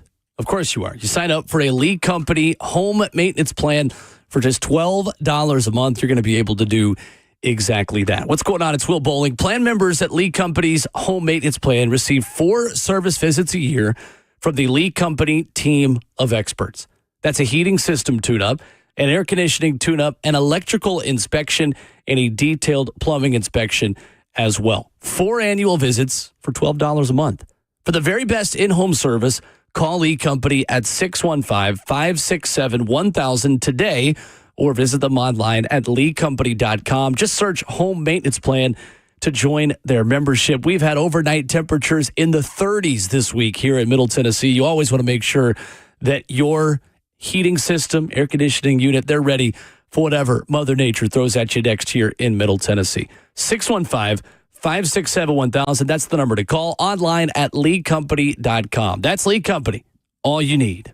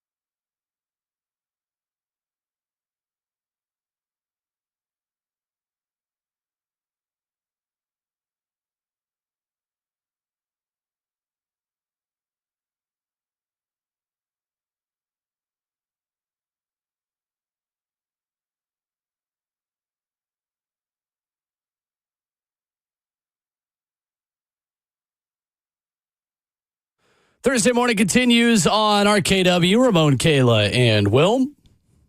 Ramon Foster, Kayla Anderson, Will Bowling, streaming live on 104.5 The Zone TV. And at 10 o'clock every single morning, every hour of the show is podcasted for your listening pleasure. You like Just Titans, like Just the Vols discussions, you can get them wherever you download podcasts. On Apple Podcasts, Spotify, as well as the Zone podcast feed, which is available wherever you download podcasts. Tennessee and Alabama, 2:30 Central Time, right here on the station, courtesy of the Vol Network in Neyland Stadium on Saturday. It is an orange out once again. Nice. Pantone 151C only. Peyton got her first real to herself orange, That's right? correct. It's exciting. That's correct. She is ready to go. She orange. locked in now. That's Yeah. right. When she start buying She's a orange, you good can't luck give charm, it back. man. I will probably get her a cigar as well. There we go. I brought mine into the stadium 2 years ago, and I was very glad that I did. So I will once and again, I will Gotta have do the it. cigar in the back pocket and the fa of a lighter somewhere as well. Will gonna have As There it Ramon is. said earlier this morning. He said it right. If I were to ask you what is the one thing Tennessee has to do in order to pull off the upset over Alabama on Saturday, you would say what? Start fast. Okay. I just think that it's one of those things, not just to say start fast, but if you look at what this offense used to be, and this is a different offense now, but it's critical in terms of getting Nico Iamaleava going to kind of build that and inject that confidence back into him to get a flow of this offense going. They have actually been shut out the past 2 games in the first half. That can't happen. Yeah. And I think it would give you just a little bit of leeway. You still have to finish games, but just to set the tone at your place against Alabama, I think that's my key. Mine is one to start fast. Definitely will help a whole lot. But I think this is going to be one of those games where either one of the coaches don't understand what they have or do not want to do in a game like this. Kellen DeBoer's first matchup in this one. I know he's played some big games so far already this year, beating Georgia. You saw the relief on his face, man, after that game and the big party that they have. He understands now what it's like to be in a position on the other side of it, right? Mm-hmm. So I look at this as being a slow and steady game. I'll be completely honest with you. And because of that, what Tennessee can't have happen is the original question, Will? Yeah? Yeah. Okay, I was just waiting for continuation. It's just, what is the one thing Tennessee has to do to win the game? They can't get punched in the mouth by this Alabama defense. And you know why? I went to Bama online today to check it out. Their main objective this week, I think, is to take away the run game. They've said it before. Right. Who was it? Christian Robinson, the outside linebacker. He said this, they got a big old O-line, and they know that Dylan Sampson is a shorter running back. You can't hardly see him. So I think this is a week right here where Alabama's defensive line coach and defensive coordinator is going to be telling them, you have to push those big boys back. You have to effect them. It wouldn't shock me if they're doing more run games up front, TEs, ETs, dogs, and blitzes and stuff like that to stop this Tennessee run game. Because here's the thing about it. They understand that he is behind Ashton Jeanty as far as rushing leaders in the whole NCAA. Bama knows their pathway to beating the Vols is beating up this offensive line, and they've had their struggles and issues also. I thought this last game against Florida had a couple of defensive linemen that got in the backfield quickly. They can't get bullied because here's the other side of it too. In this same write-up, it mentions Nico Iamaleava being on the opposite end of the spectrum as far as passing yards in the SEC. I think they're 11th right now as far as passing in the SEC. They understand their pathway to victory, and that's probably to force Nico Iamaleava to throw the football. And to your point about starting fast, I think the running game might have to take a back seat until you can get Nico in the flow. I agree. Mm-hmm. You're going to have to establish the pass in this game. It was interesting. David Ubben of The Athletic wrote a Coach Confidential and a piece from 7 anonymous coaches talking about both Tennessee and Alabama. It's interesting. One coach says, they are probably, meaning Tennessee, one of the best football teams I've seen in the last 10 years. I want to emphasize that again. What? A coach anonymously about Tennessee, according to David Ubben of The Athletic, is quoted as saying, Tennessee is probably one of the best football teams I've seen in the last 10 years. This is a team that can win the national championship. They have enough pieces. I was surprised they lost to Arkansas, but it's hard to go undefeated. It might be the best thing that ever happened to them. I like the comment. Here's the thing about it. We got to start seeing that show up on game day. Like, and each team writes its own story. Every year is a different story as far as what the books write out for you and how we view things, right? I think we expected Nico. That's on us. That's on me for expecting Nico to just jump out and just be Superman, right? Like that's where we're at with a guy like this. What I do know is this. I think he can throw it. No, I know he can throw it. I know he understands the offense. He's got to get, to my point, the establishment of connecting with his guys, not having it be a third down and 7 where he's got to deliver every single time. The continuation of staying on the football field might just be a tight end screen this week. I know Josh Heupel was asked about the shovel pass and stuff like that. They attempted that, if I'm not mistaken, against Oklahoma, to shovel up the middle. They have everything that you want. It's a matter of the execution and the flow of the plays. You can have every play is meant to be successul in a sense. It's a matter of where you call it and how your 11 players execute it too. Yeah. And I think that when they lost Bama to Vanderbilt, I think it's the execution and flow of the game and the play calling that Vanderbilt had on them that they just could not catch up. And that's where you have to catch Alabama, where the defense cannot catch up. And you have my guy, number 13 of that defense, going bananas. Malachi Moore. Yeah. Malachi Moore. The DB and part-time kicker. You have to do that this for weekend. Alabama. I feel like we should have former Vol Gabe Judy-Lally on the show, honestly, because he has so much really great stuff to say. And I've talked to him before these big games, and Will had mentioned this, and then it was kind of Gabe Judy-Lally watching from afar as a former player saying it yesterday to me, like, Nico is so close. He is so close to connecting with those guys that he needs to connect to give him then that confidence to, get in that groove. And I think that's all it is. And I know we can say he's so close, but it just needs to happen. And I think that's why it's important in this game for it to happen. I mean, Jalen Hyatt's legend was born in this game. Yeah. Hendon Hooker's sometimes that's when it clicks. Right? Like, those are the things you're asking for. Big O. Like, it grew in this game right here where you're pursuing the quarterback. Now, the difference is you have a quarterback in Jalen Milroe that don't mind taking hits, unlike Bryce Young. And I think Bryce had a shoulder that weekend also. You got to put Bama behind the sticks as it pertains to him and stop the big plays defensively, too, if there's another key to the game, Willie. One coach tells David Ubben as well in The Athletic, says if you can shift guys pre-snap, it slows them down and makes them think. If they're going fast, meaning Tennessee, they have the advantage. They don't care what kind of front you're in. They're going to go super fast, and it takes the defense out of what they can do. You try to get lined up as fast as possible, but you're probably going to set a guy free in the secondary. To me, and another thing a coach mentions in this piece is that teams are showing Tennessee looks pre-snap and then bringing an extra man into the box post-snap.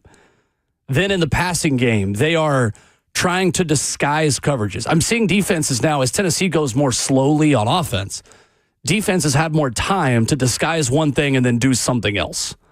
And that, to me, is the downside of Tennessee not running as much tempo.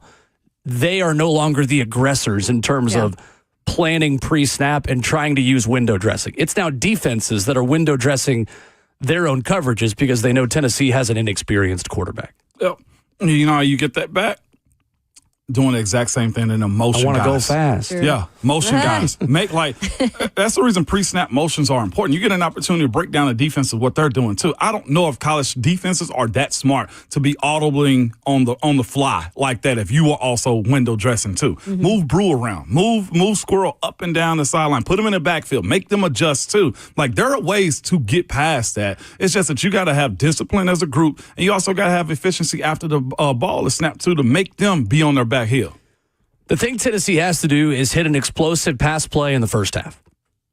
That's the thing they got to do in this game, because I think they are fingertips away from that big 40, 50-yard gain in the pass game. And Josh Heupel said it on Monday.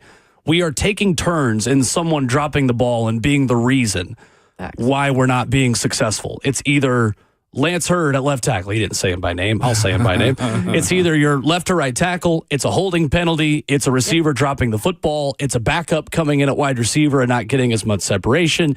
It's a back shoulder throw when the throw needs to be led. It's Nico taking a sack when he's got a guy wide open over the middle.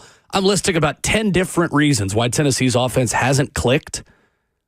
To me, it's hitting an explosive pass in the first half, and it's just not being the most penalized team in this game. Yeah. Both Alabama and Tennessee are two of the most penalized teams in the entire SEC. Tennessee has had 6 live ball penalties called on offenses that play against them in their last 10 Power 4 games. So you know that they're not going to call holding against offenses that play Tennessee, plus it's Alabama. They don't get called for holding anyway. So, but I think the thing for me is 3 different teams have had 16-plus play touchdown drives against Alabama this year. The way you ruin that is by getting a holding penalty on a first down, you're 1st and 20, and you're unable to sustain drives that the defense is giving you because you're beating yourself. So, question about that big play or who that guy could be. When you look at this wide receiver group, they are a little bit banged up. Who would be your guy that would kind of be the tone setter? Dante Thornton. I was going to say it could be either one of them to me at this point. I think Brazel's prime. Brazel's shown that he can make some comeback catches. And Chaz is in the makings of it too. It's more down the middle of the field slants that he can get, but Chaz Nimrod's in that too. I'd also like to throw Matthews in it, Will. I'll be honest, I think I need a little bit less Chaz Nimrod. You need less Chaz? Chaz shows. 2 plays in a row on that last drive last week. He had a drop, and then he was in the wrong position and moved out of the way of a pass like he's playing dodgeball. Yeah. Nico threw it right at him on a hitch, and he moved out of the way. Well, that's misunderstanding. He might not be out there no more than. That's what I'm saying. 2 plays in a row on a critical drive. I don't know why we're not seeing more Mike Matthews. I don't get it. He had his injuries. He got behind in training camp from what they were saying. But he's not injured now. Take time. I know, but it's the acclimation side of things, though, too, Will. And I'm not sure what happened in the chat game. I ain't even sure. Hamstring. But the chat game also, you got to Wilson wet just a little bit. And it's, again, he plays a limited amount of wide receivers anyway. I know, but I'm ready to see him be unleashed because I think he is better at making guys miss with the ball in his hands than almost anybody in this entire wide receiving corps. Honestly. But from all things that Hypo has said this week, it boils down to health for him. Like, he's getting some sets. He's getting some plays, but how much exposure are you going to get him if, one, he ain't fully understanding the offense the way you need him to because he didn't practice a whole lot in training camp, or he's still playing catch-up as far as how much do you give him in important games like this. I'm with you. I want to see him. I want to see what the 5-star look like. Texas has put theirs out there, and Ryan Williams, right? Ryan Wingo. Ryan Wingo, my bad. Both. I mean, Texas, Ryan Wingo, Alabama, Ryan Williams, Jeremiah Smith at Ohio State. Like, these are the same people that Mike Matthews was in the same neighborhood as high school wide receivers. 100%. So it's at a time where Hyper either going to have to do this or you run the risk of losing them, depending on what his NIL responsibilities are. Like, it's that simple, too. And I think that's why the conversation of what do you do with guys like this, like Carnell Tate, remember we were after him a good bit. I don't know if he's getting the same type of burn either in Ohio State. He's fair. I think he's probably a second or third guy. But you unless you can really hold them to the NIL, like you'll find guys that'll pull what that will pull what other wide receivers do. Go to a place that's going to get them the ball. In 18 games, Carnell Tate has 496 career yards. Okay. So. That's not same situation. Same situation. Yeah. We'll see. I just think this is a game where Tennessee could click on offense. And if they do, then I think they win. Mm-hmm. If they miss and have fingertips but not hands on deep passes, then I think they lose. I think it comes down to that. There has to be I think there's some news, guys. There has to be a sack as it pertains to getting Jalen Milroe behind the line of scrimmage, too. Mm-hmm. I'm there for this, too. The Tennessee Titans have made a roster move, according to ESPN's Adam Schefter. Jamal Adams has been released. Bye-bye. Adam Schefter, reporting it a few minutes ago, says Titans are honoring the request of former Pro Bowl safety Jamal Adams for his release. Adams is healthy and looking forward to his next opportunity. Adding agents Kevin Connor, Robert Brown of Universal Sports Management confirmed his release. And I'll give credit to Teron Davenport of ESPN. He did kind of call it. He said Pretty sure Adams wants a trade at this point after he was put on IR because he was saying he was healthy. Just didn't seem happy here. He knew, though, what he was getting himself into in terms of his position here. He didn't go back to Seattle because he didn't want to be playing as a linebacker, but he also knew the situation here where there wasn't exactly a spot for him at safety to be a starter. So the whole thing's confusing to me, but if you don't want to be here, I don't want you here if I'm an organization like that. Here's the thing about Jamal Adams' situation. To me, I will not speak ill on him, but it's this to me. And the concept of being a team, of being on a team too, if there's roles that are already fit for guys and you know that, then you got to play yours until it's your opportunity too. And here's the thing about Jamal too second point about Jamal, I shouldn't say that. Second point about Jamal is this team doesn't have an issue with stopping a run. This team has an issue with somewhat stopping passes down the field. Like your job, the way your career has gone so far, has been more of a run stopper around the line of scrimmage type of guy. There's no role for you here, but who's to say there's not going to be one later in the year? I've seen guys be upset like this, and then next thing you know, they're in the lineup and they're playing the way they want to. Right. And this is just unfortunate for him. It's just a bad little look, and of course you waste just a little bit of coin on a guy like this. $167,000 to sign. I mean, that's a drop in the bucket. That's nothing. Yeah, that's a drop in the bucket. But you just hate what it could turn in, what the rest of the season could turn into if you need him later.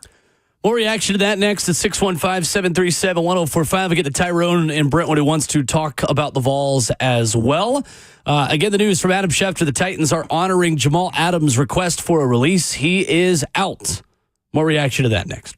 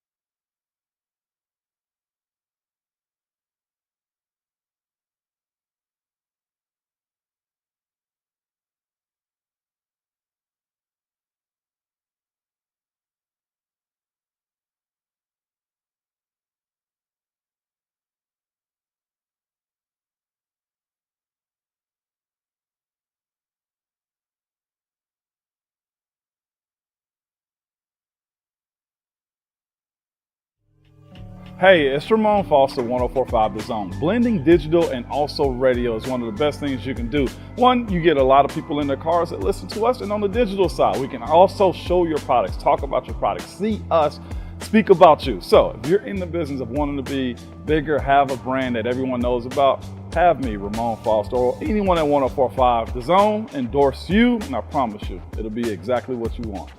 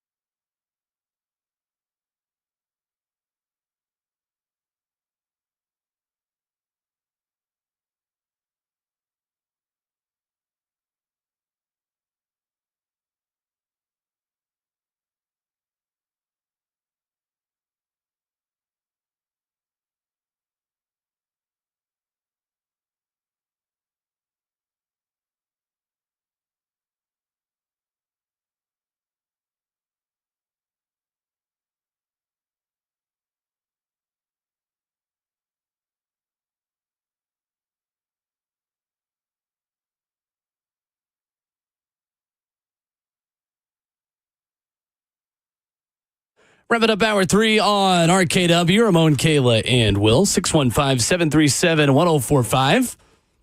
Again, the news this morning, in case you missed it, 10 minutes ago via Adam Schefter. Says Titans are honoring the request of former Pro Bowl safety Jamal Adams for his release, per source. Adams is healthy and looking forward to his next opportunity, Schefter adds. I know we've already gotten a lot of questions in the F&M Bank chat of like, okay, what does this mean? Does it mean they can go get someone else? Does it mean that they save a significant amount of money, this or that? I don't really think it means anything other than the fact that Jamal Adams was unhappy with the playing time he got and wanted out, and the Titans said, sure. Yeah. I don't think it really means anything beyond that. That's as basic as it gets, Will. Yep. It kind of hits Jamal's reputation more than anything again. Similar stuff in Seattle. It does. Yeah. With the Jets, it was similar. You just thought coming here in a new environment that some stuff would change. Sometimes you can't change the stripes on a zebra, can you? Yeah. And when you're not out there practicing and, then you're kind of saying, hey, I also want to play, it doesn't look well because there's still guys that are vets out there that are practicing. Yeah, they have rest days, but there are guys that like Jeffery Simmons and, Deandre Hopkins that are still out there practicing. Well, the guy just can't tackle anymore. Like, that was his issue last season. It was. And then this year, the only game where he's played more than 15 snaps, Green Bay, he plays 17 snaps, missed 25% of his tackles. Mm-hmm. Yeah. So, he's only played weeks 2, 3, and 4, was hurt week 1, gets his opportunity, and he didn't take it. So, like, what do you want the Titans to do? And here's the thing. You weren't available and you didn't tackle anybody. Denard's was familiar with him. He understands him. And the other side of it is if Denard has a type of expectation and you're not meeting it, like he was available for the Miami game and chose not to go in there, right? Mm-hmm. So if we believe Denard is that good, I think we should think the same about him and his decision-making on who's playing in his secondary or the style of defense that he wants to play too. And I'm sure Jamal has a stance on this that we don't know about, but as it stands, you are meeting your reputation at this point. Yeah, and this is something we spoke about the minute that we signed him. All of these things were already brought to light from what happened in Seattle, and it was like, well, it's $1 million. It's kind of not even a roll of the dice situation because if it doesn't work out, it doesn't work out. Yep. And it didn't. Yeah, I still don't think it was a bad move. It's just I don't necessarily as much money as they had to spend this offseason. You might as well try to kick the tires at a couple vets, and especially guys that your staff knows, but it just didn't work. Respectfully, part of it. Was there any part of his game that you missed out there? No. As good as they've been on defense, they got the number 1 total defense in the NFL, and Jamal Adams has played about 20 snaps of that defense. Or his role of being a run stopper, a pressurer. Like, you hadn't missed that. I think the unfortunate part is what John Glennon just noted on Twitter. You kind of chose Jamal Adams. You let Elijah Molden go. Yes. Elijah Molden in 5 games this year has 2 picks, 22 tackles, a couple pass breakups, and a fumble recovery. Yep. I know that one a little bit more. And sometimes guys do need fresh starts. Molden was getting paid. Yeah. Like Molden in his contract situation, like you did save money by getting rid of Molden, and it didn't seem like they wanted to keep him around. So you might as well get something for him while you can. So again, not the total wrong move, but if we're looking at the guy they chose instead of Elijah Molden, it was kind of Jamal Adams. And Jamal Adams is now available, and Molden's playing well. So for right now, you kind of missed on that exchange, despite what the money says. Playing well on a, 1-4 team, 2-4 team I also. think Fulton's over there too, so he hasn't been too bad. Christian Fulton. Let's go to Tyrone is in Brentwood, 615-737-1045. What's going on? Hey, guys, the bottom line is when it comes to the Vols, all this, they're close and this and that. No, they're not. They're close if they're playing the Sisters of Poor. There's nothing that suggests they are a good football team this year. The only time they've been dominant is when they play teams that come in and cut them a check where they can win 60-10. They lost to Arkansas. Winning on the road in Oklahoma not impressive? That's a decent win, but Oklahoma's not that good. But they lost to Arkansas team that's not that good. Florida should have beat them, and they are a lesser tier team. They're just not good, and the bottom line is, say what you will about Alabama. I'm not an Alabama fan, and they're not that good either. But they're going to beat Tennessee this week. Tyrone, who is good? Tennessee has a shot in after, tell me who is good. Tyrone, tell me who is good.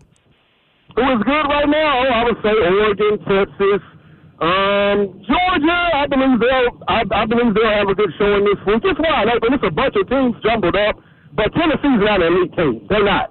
They're not an elite team, and they're not going to compete for the SEC or the playoffs. They're lucky that the season didn't end in Rocky Top the other night. Florida gagged that game, and the coach was real quick.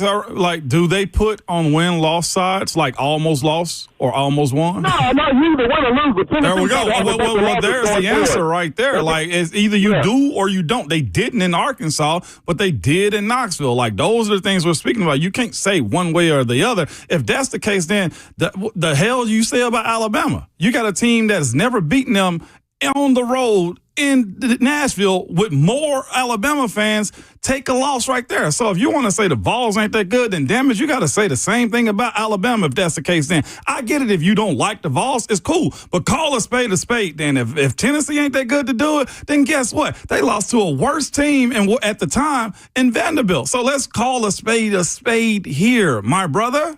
Thank you, Tyrone. Appreciate the call. I think he might have said Alabama isn't either. Yeah, he did. But he said he's going to beat the hell out of Tennessee this weekend. We're not contending Which for is SEC weird. tournament. So that doesn't make sense. By that criteria, no one's good.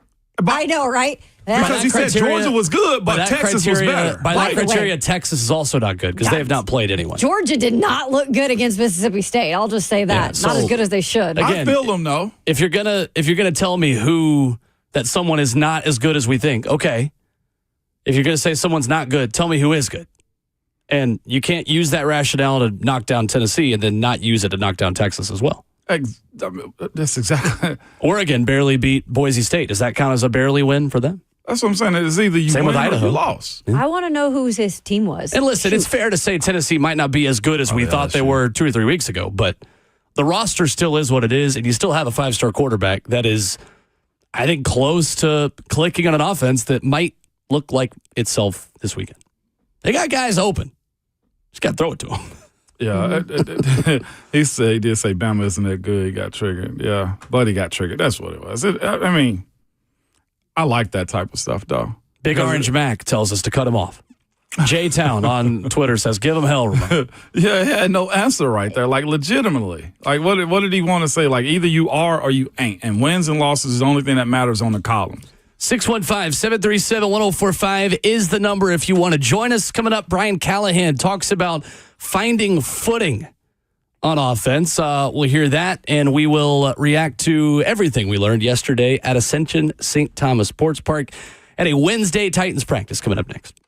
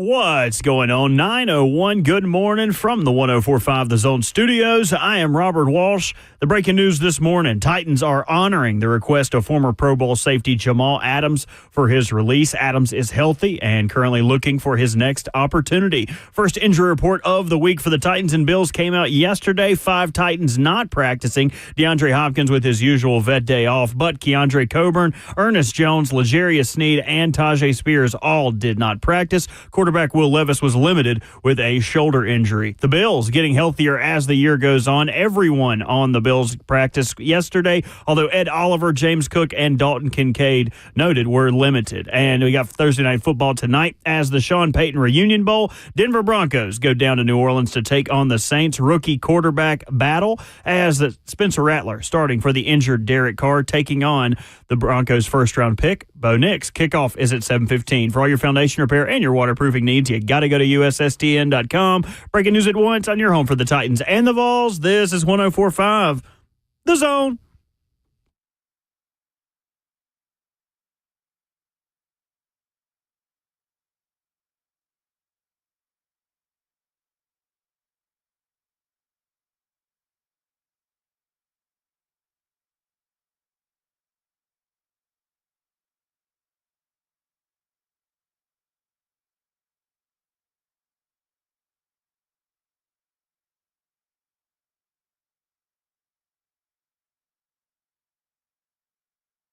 Fourth and final hour of the show, 9 a.m. on a Thursday morning in Nashville, Tennessee. RKW, Ramon Foster, Kayla Anderson, Will Bowling, Robert Walsh, our executive producer. 615-737-1045, how you join us. And don't look now, but the show went 9-3 on Thursday 3 betting picks last week. Nice. You may want to turn that radio up a couple more notches, maybe 5 more volume notches. Crank it. As you listen to us coming up in 20 minutes, it will be time for the Thursday 3, where Kayla is 6-0 in her last 2 weeks. Look at that. I don't know what got into me, man. Everything. I revved it up. Everything. So I'm going to on. stay humble, though, because I don't want to just go 0-3 this Oh, you week. better talk your stuff, because when it turns bad, it can also turn Ramon bad. talks when he goes 1-2. I know, Yes, that's what I'm telling you. Don't switch up. right? It's Absolutely like, I'm winning not. these people money, baby. Exactly. As long as you don't parlay it, we good. Yeah, that's true. Unless you're the parlay, I recommend Right. doing individual bets. Yeah, facts. No doubt about it. Brian Callahan talking to the media yesterday about execution and the offense finding their footing. Asked about whether or not he feels like the scheme and the play calls he is giving the offense on tape are still the right ones, the correct ones, and having a feel for that as a first-time play caller this season. Here is the Titans head coach meeting with the media yesterday. It's an execution. It's an execution issue. There's all of that involved. You know, we're trying to find our footing and find our timing and do things as a passing game unit, which also involves the protection part of it too. So I think everyone's got a hand in it, and I certainly do as well. But it's one of those things. Whenever you're not connecting, it's usually one of those things, whether it be a route depth or timing is off, the quarterback's throw is off, what they see is different than maybe what they thought they saw, and they go back and look at it. So there's a lot of things that go into it, but it's certainly something that we've spent a lot of time and effort on as of late, trying to make sure we continue to refine it and get our timing down so we can have more success, because we need to be better in the passing game. Finding their footing. How do they go about connecting as a passing game? When he talks about execution and we all have a hand in it, what's the number one way they begin to fix this passing game? Is it on the quarterback, or who's it on? It's it's on the quarterback. It is for the most part on all of it, and here's why: the wide receivers are the reason they're divas.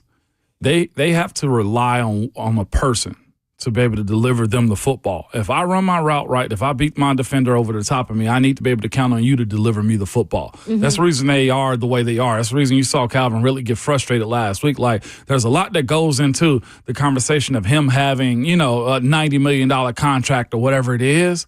But he's right in the aspect of, look, if you brought me here for this skill set that I had, I need to be able to rely on you as it comes down to you getting me the ball.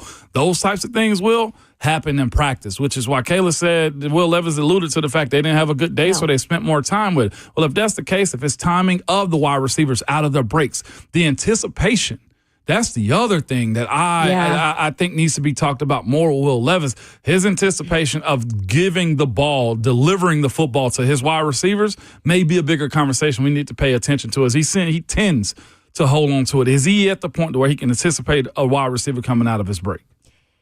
I think all of that is very true, Ramon. And I also think not only in practice, that's going to help you get into the rhythm of, the timing and all that stuff. But nothing compares to real life, games and actually finding it in the moment in these games. And that's what we have not really seen earlier on, is getting some of those guys involved early, like a Calvin Ridley, where you can start to get that timing down. And then maybe down the stretch when you need those big plays, like we saw in the fourth quarter, they needed Calvin to catch some of those balls, that you kind of had that rhythm already. So I just think it's also part of Brian Callahan's job, and he's admitted that and said that is our intent, but we've got to have that happen, and then we have to have the quarterback execute. You're right. Yep.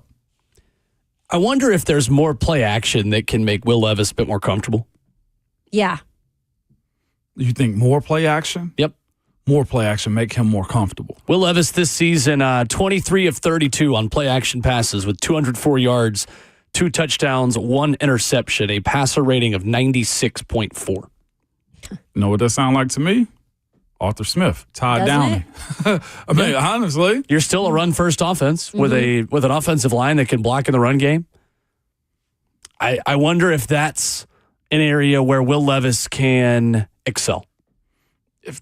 Now, again, you're asking him to be an athlete, move around, which he can, and go down the field. He can do those things. That's what was suggested. What was it on Tuesday? We had the conversation, like, allow him to do those types of things. And you know what? If you ain't got it, do exactly what Josh Allen is doing. Pull the ball down and run down the field and try to get you some yards. Again, I understand him putting bubble wrap around Will Levis as it pertains to his shoulder and what he's got going on. But if that play action, rolling out of the pocket, is going to help enhance his playmaking ability, do it. Yeah. We suggested the same thing as we came to a guy like Nico, right? Get him outside the pocket. Let him use what he's got. I got no problem whatsoever with that, but understand the risks that you're taking at those moments.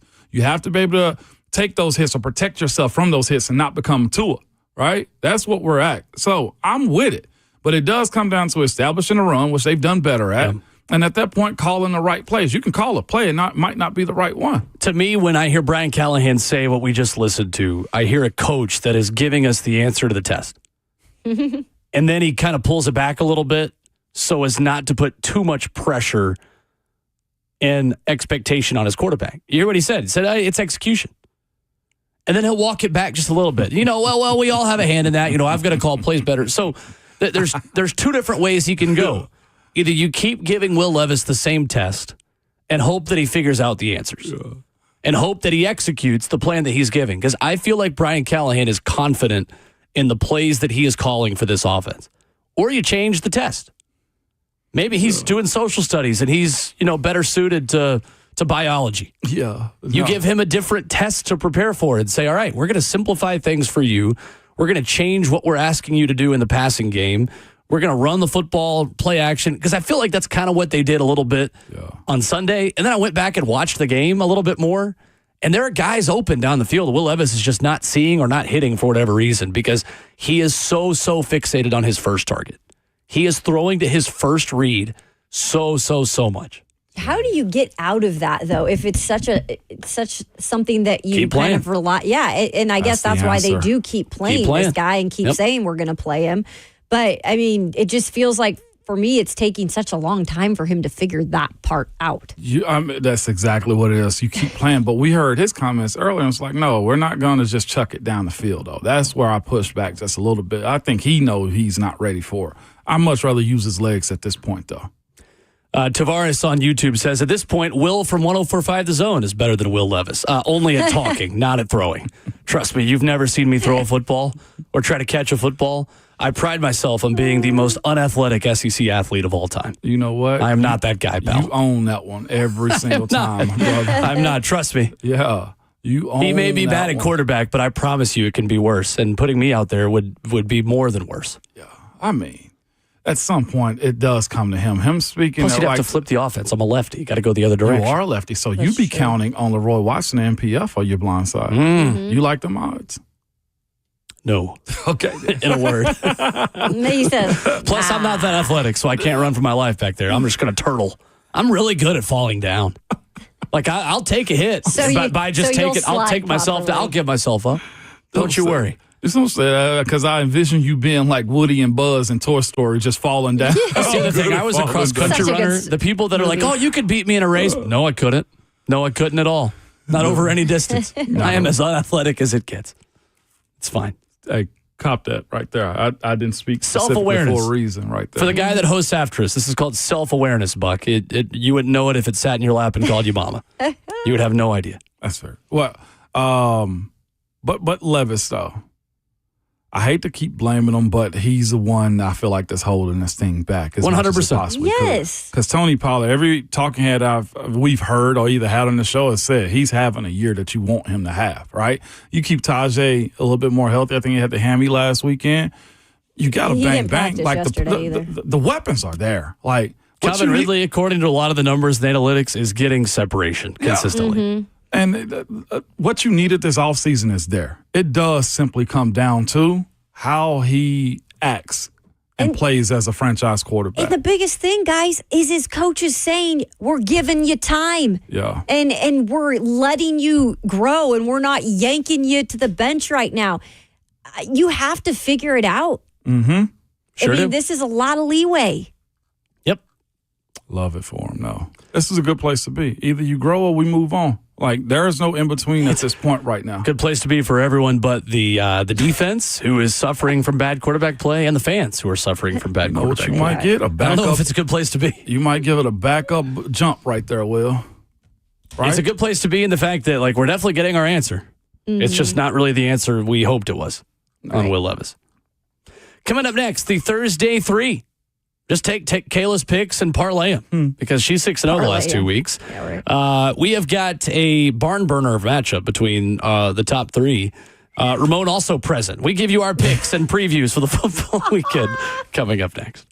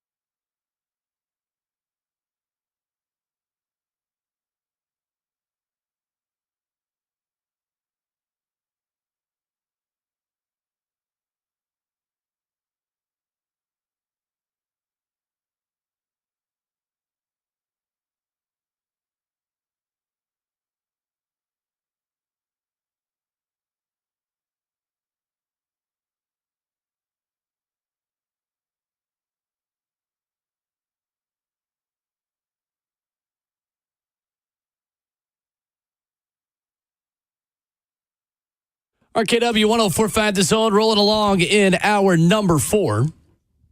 Before we get to the Thursday 3, we've got to talk about this conversation that's been had in the commercial break. Oh, it's great. Yeah, man. Ramon is not happy this morning. You want to tell people why? Because I get a text from my boo thing, my wife, man, that just simply says 6'6.5". And I know what it is. Well, she can't be talking about Ron Slay, first of all, because he's 6'8". Right, he's 6'8". There you go with that. Yeah, okay, Ron Slay is 6'8". He's taller okay? than you. And I simply get a text message, 6'6.5". And mind y'all, I'm like 6'6" even, okay? It's 6'5" and 5/8 is what my combine height Call it is. 6'6", yeah. And the 6'6.5" comes from my oldest kid. Uh-oh. Like, I can't even deny it no RJ. more. He went to the doctor, shoes off. 6'6.5". Where he gets this? No, It's over. I ain't gonna say where he gets it from, because Will already got an answer where he gets the height from. Slay. It is interesting, though, how many genes are passed from uncles and aunts. Oh my gosh. Yeah. Like, both of my nephews, when they were like babies and like toddlers, they're still toddlers, like look like me more so than they look like their own parents. Facts. My Like, nephew both my does nephews too. look exactly like me when I was a baby. Facts, They're great looking Yeah. kids. Great looking kid. Man, I can't even deny it no more. I've been having like other dads. Hey, is he taller than you? Yeah, he's. And I kept He is saying now that's crazy. officially taller than you, Ramon. He's officially That's taller crazy. than me now, like documented by the doctor. So now you got to go on Amazon, buy you something nice to make you feel better. So I told Keisha, Genesis is having this rolling sale. You just want to roll it. I thought you were going to get one for her, but I should have known it was for No, you. absolutely not, KK. I ain't finna treat her to nothing like that. No, absolutely Goodness not. There you go. gracious. Okay. 6'6.5". That is so crazy, man. It's weird, I'll be honest. We're about to move on, but having your Yeah. kid, your seed, look you eye to eye is probably one of the weirdest things I've ever had. Your seed? Your offspring. Your offspring. Why? Will. Did You you didn't used say to that be word? like this. What? Yeah. Your apple. Anyway, my dad has told me since I was a little kid, and well, not little kid, but the first time I got taller than my dad, he was still told me like, no, you're just standing on a hill. You're not taller than me. You're just always on a hill. That might I've been be- how taller it than him since happens. probably junior year of high school. So I my grew like God. 5 inches in one summer. Did you? Right. Like grew that low key. much? Yeah, it was between 8th grade year and freshman year of high school. I grew like 4 or 5 inches, like legitimately. Did your knees That's hurt? when I got good at running because I'm not probably. actually. Again, we've established I'm not athletic. I just got taller, so my legs cover more ground when I step. That's all Anyway. right. fair. That's how you do You it. need a less aerobic ability when your legs just cover more ground. Y'all need to, though, as men, realize y'all shrink too. Yeah. So I ain't that's worried about why you need to incorporate yoga. I'm here for a good time, not a long time. I'm good. I deadlift every week to stretch out those hammies. I'm good. I don't need all that. Yeah, I'm here for it, Will. I like it. All right, Thursday 3. When we get older, we'll also have more money because we were 9-3 as a show last week. Yes, we were. Right. Yes, we were. Congratulations to us. Thank you. Thank you all. I appreciate the congratulatory Good job, Mon. responses You from run a lot of Yes. people money. I mean, You went that's just 2-1. what I do. That's what I Yeah. do, okay? That's what I do. I believe your only loss was Alabama. Alabama against South Carolina was your only Yeah. defeat a week ago. You And I thought don't they'd think it bounce was back. by much. I was, no, that was plus It was by a lot. 21. Yeah. Oh, okay. It Never was by mind. I 19 guess it points. I thought they would bounce Sorry about back. that. Friggin' bombs. They better not. They were a 21.5-point favorite against South Carolina. And you know why they weren't? They won 27-25. That D-line got after him this past weekend, Milrow. And I mean, Yeah. the first half, it didn't look like it was going to be that. That's right. That's but a yeah. tough environment to play in, too. South Carolina, baby. No, they were at Bama, weren't they? Oh, they were? Yeah, they were Yeah, in it was Tuscaloosa. Tuscaloosa. Oh, okay. Noon Never game mind. I in guess I missed out on that. Yeah, no, it was Pardon good, me. though. Kayla, undefeated? You want to lead us off? Well, undefeated in the last 2 weeks. I didn't start the year. too Oh, well. no. Brag. You're 12-9. That's good. Yes. Anything over I'm making a 500 is comeback. considered excellent. So I'll start in college football like I usually do on this day. And look, when I looked at that Mississippi State game last week with Georgia, I bet on that for a reason because that's a lot of points in terms, I think it was like 17 plus last weekend against Georgia. And they were able to cover that spread. And Georgia honestly didn't look great. And Mississippi State was able to get something going, which was impressive in its own right because State is the bottom of the SEC. Mississippi State has covered the spread in 4 of its last 5 home games against Texas A&M, who they are facing this weekend in Starkville. Give me Mississippi State plus 17 over the Aggies this weekend. 16.5. Yep. The number on that one now. So Mississippi State plus 16.5. I think that's a great bet. I almost took it myself. Let's go with it. A&M right back in the playoff conversation. Correct. With a couple of big wins. Yeah, they are. They are. And they got the easiest pathway to get busy, too, as far as the playoffs go. Still got to play Texas. Never mind. That'll be fun to watch though, when that comes along. For the Aggies. I am going to go to Columbia, Missouri, where the Missouri Tigers are taking on the Auburn Tigers. Give me the Tigers in this one. Which one? Exactly. You'll hear that joke probably 100 times on Saturday. Just remember that I made it first. Please credit Will_bowling when you hear someone make a joke. I think the Tigers are going to win. Which the real Tiger? What do broadcasters love more? Making golf swing jokes during broadcasts or making like mascot jokes like that? Like Tiger. They love them Golf both. swing. Golf swings. Jokes. That's their Yes. escape. Yeah. It totally Bill Belichick had one the other day. Did he? Of course On he the did. bad extra point. In the Bills Jets game, he said, "Wow, that looks like my 4-iron." Don't it, Peyton? It is funny. Now that I also play as much golf as I play, that did kind of look like my 4-iron too, to be fair. A little duck hook right, so I'm a lefty. I digress. Missouri minus 4.5 against Auburn. What are we doing? This feels free. This feels free. If there's one thing Missouri can do defensively, it's stop the pass. That is the thing that Auburn is good. They just turned it over a bajillion times a game. They literally forget to throw it to their team. Like Peyton Thorne does a lot of good things, and then he just throws it to the other team. Yeah. So Missouri at home, they went to UMass last week, which I don't think we talked about enough. And they dominated. Yeah, they covered that game. They are 12-5 against the spread in their last 17. That's a good pass defense that the Tigers have. I know they've been banged up a little bit. Give me Missouri Tigers minus 4.5 against the Auburn Tigers. That feels like way too low of a number. You made every point that I wanted to make because I also have that game. There we go. Give me plus 4.5 Auburn on this one, man. Whoa! Yes. Little showdown. Let's go. I'm I excited do. now. I need an early dub is what I was thinking. I always pick an early game. This is my early game. It kind of gives you a little hope. Because, let me see what the pace of the day is going to be. I agree. So why Auburn? Because, again, you look at the cake game that Missouri had this past weekend. The shaking back from the loss that they took from Kentucky, if I'm not mistaken, A&M.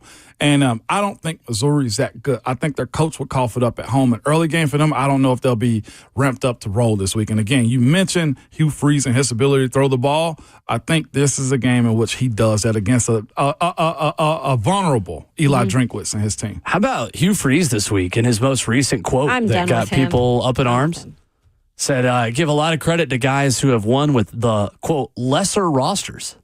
What a guy. I'm done with him. He named Vanderbilt in terms of, I quote, am lesser done with rosters. that man. What a guy. This is who he's always been. I know, and he makes it. It's just even more annoying because now he plays for coaches for my husband's team. This is not new. Yeah, he in there now. He in there. I think they're going to be good next year. Auburn? Well, I need them to be good this week. Look at their talk to the fans about that one. Their high school recruiting is still solid. I know, but They're recruiting well, and Hugh Freeze has prioritized, I want to build this thing through high school football players, not transfer portal, just to get it right immediately and take the let's start with the quarterback. 4 years that Hugh Freeze is going to have. He'll have Deuce Knight, and he'll probably bring in a big money transfer quarterback as well, and they'll have 2 pretty good recruiting classes next year. Hugh Freeze is not getting fired. Speaking of big time transfer quarterbacks, is this where Ty Simpson comes into play at Alabama? Still behind Jalen Milroe at this point? He is still behind him, isn't he? It's just rare you see a 5-star Milroe's state gone put. after this year. I completely forgot about Ty Simpson. Westview High School's finest. And they are kicking butt in the state, too. Westview, Yes. They're very good. I think it's his little brother that's actually the quarterback again, too. Yeah. Robert Walsh, your first pick. I heard Todd Furman, by the way, yesterday on 3HL picking I did too. picking ECU to cover against Army. Yeah, well, that'll be fun. We love you, Bert. I just thought you'd like to know that today. Yeah, it's going to be a tough sled for the Pirates. You guys aren't familiar, but when I was in school there and pretty much through their entire history, whenever they play a service academy, they get dog walked. Oh. It could be Navy. It could be last year on Thursday 3. I remember I took Navy to cover because one of the worst games I've ever been to is when Navy scored like 70 points on ECU running the ball. No throws. Just running. That's a hard way to watch a football game. It was tough, and it was a long-ass game because they scored every time they got the ball. instantly. So anyway, I'm not going to talk about that. I'm going to talk about something fun. I'm going to talk about this NFL slate that I'm a huge fan of because a lot of the teams I like are plus money. First, I'll start with the Lions. The Lions are taking on the Minnesota Vikings. Sure. I think the Lions are the better team. I think they might be the best team in the NFC, even if it is sans Aiden Hutchinson. So really a big fan of the Lions. I think they get it done I've got them at 1.5. Can I jump in on that one too? Because now. I picked the Lions on that one also. Surprised it's not a pick 'em, honestly. I think it's 3. No, it's wow. 1.5. I just checked. Yeah, this morning when I Lions? checked, it was 1.5, but I will take 3 if you. It is 1.5. You're okay. right. Okay. It's all right. Put me down for 3. Do you mind if I ride past and shotgun with you? Ride with me. Hop in this side. So Come on, that's, big fella. that's my third pick right there. Your But you're third not pick. going What about against your, him. No, it's your second I pick. got second. Well, that's my last one on the list. I always got to get one NFL. Ramon's the guy in fantasy football who's got to make sure his wide receivers are in correct order. Can't have a wide receiver 3 playing wide receiver 1 on your fantasy line. That's fair. You know what I'm saying? Got to have a code. Yep. Have to have a code. Well, let's do snake draft then today since Ramon's just jumping in. Bert, go again. Yeah, I'll take another one. I'll take the Texans plus 3. I don't know why they are not the favorite of this game, but I still think C.J. Stroud, they're getting healthier despite Nico Collins not being in the lineup. Joe Mixon looked great last week after missing the last 2 to 3 weeks. So I think the Texans get it done. I've got them at plus 3. Plus 2.5. Drop my half point then. I'll still take them. In Green Bay. Okay. I guess that brings me up next. I am going to stay in college football. And I think Buck Rising actually knows who Indiana is playing this weekend. No. Because he had to look it all up. Well, no, it's because he's trash talking Will Compton about it on Twitter. That's because why, Indiana yeah. is taking on Nebraska. This game opened at 4.5. It then ballooned up to 7, $5 word. Indiana has covered 5 straight games. Curtis Rourke, Dang. dog at quarterback. Believe 15 touchdowns, 2 interceptions for him in the passing game. Indiana has scored 30 points in every game this season and 40 in 5 straight games. Kurt Cignetti is doing so well, he's got Florida fans swooning about him. I guess they've moved on from Lane Kiffin. Now they just want Kurt Cignetti, who is an electric factory. Anytime you hear that guy talk, it's amazing how much fun that he is. Probably a little too fun for Indiana. As a football coach. That's why he'll be at a relevant program probably in a year or two. But this weekend, they host Nebraska, and I like them to cover -6.5 against the Cornhuskers. I think that's a good pick. Man, they are doing well. And I don't even think they're getting much respect either because, again, it is Indiana, and, they haven't proven anything in the past. That one.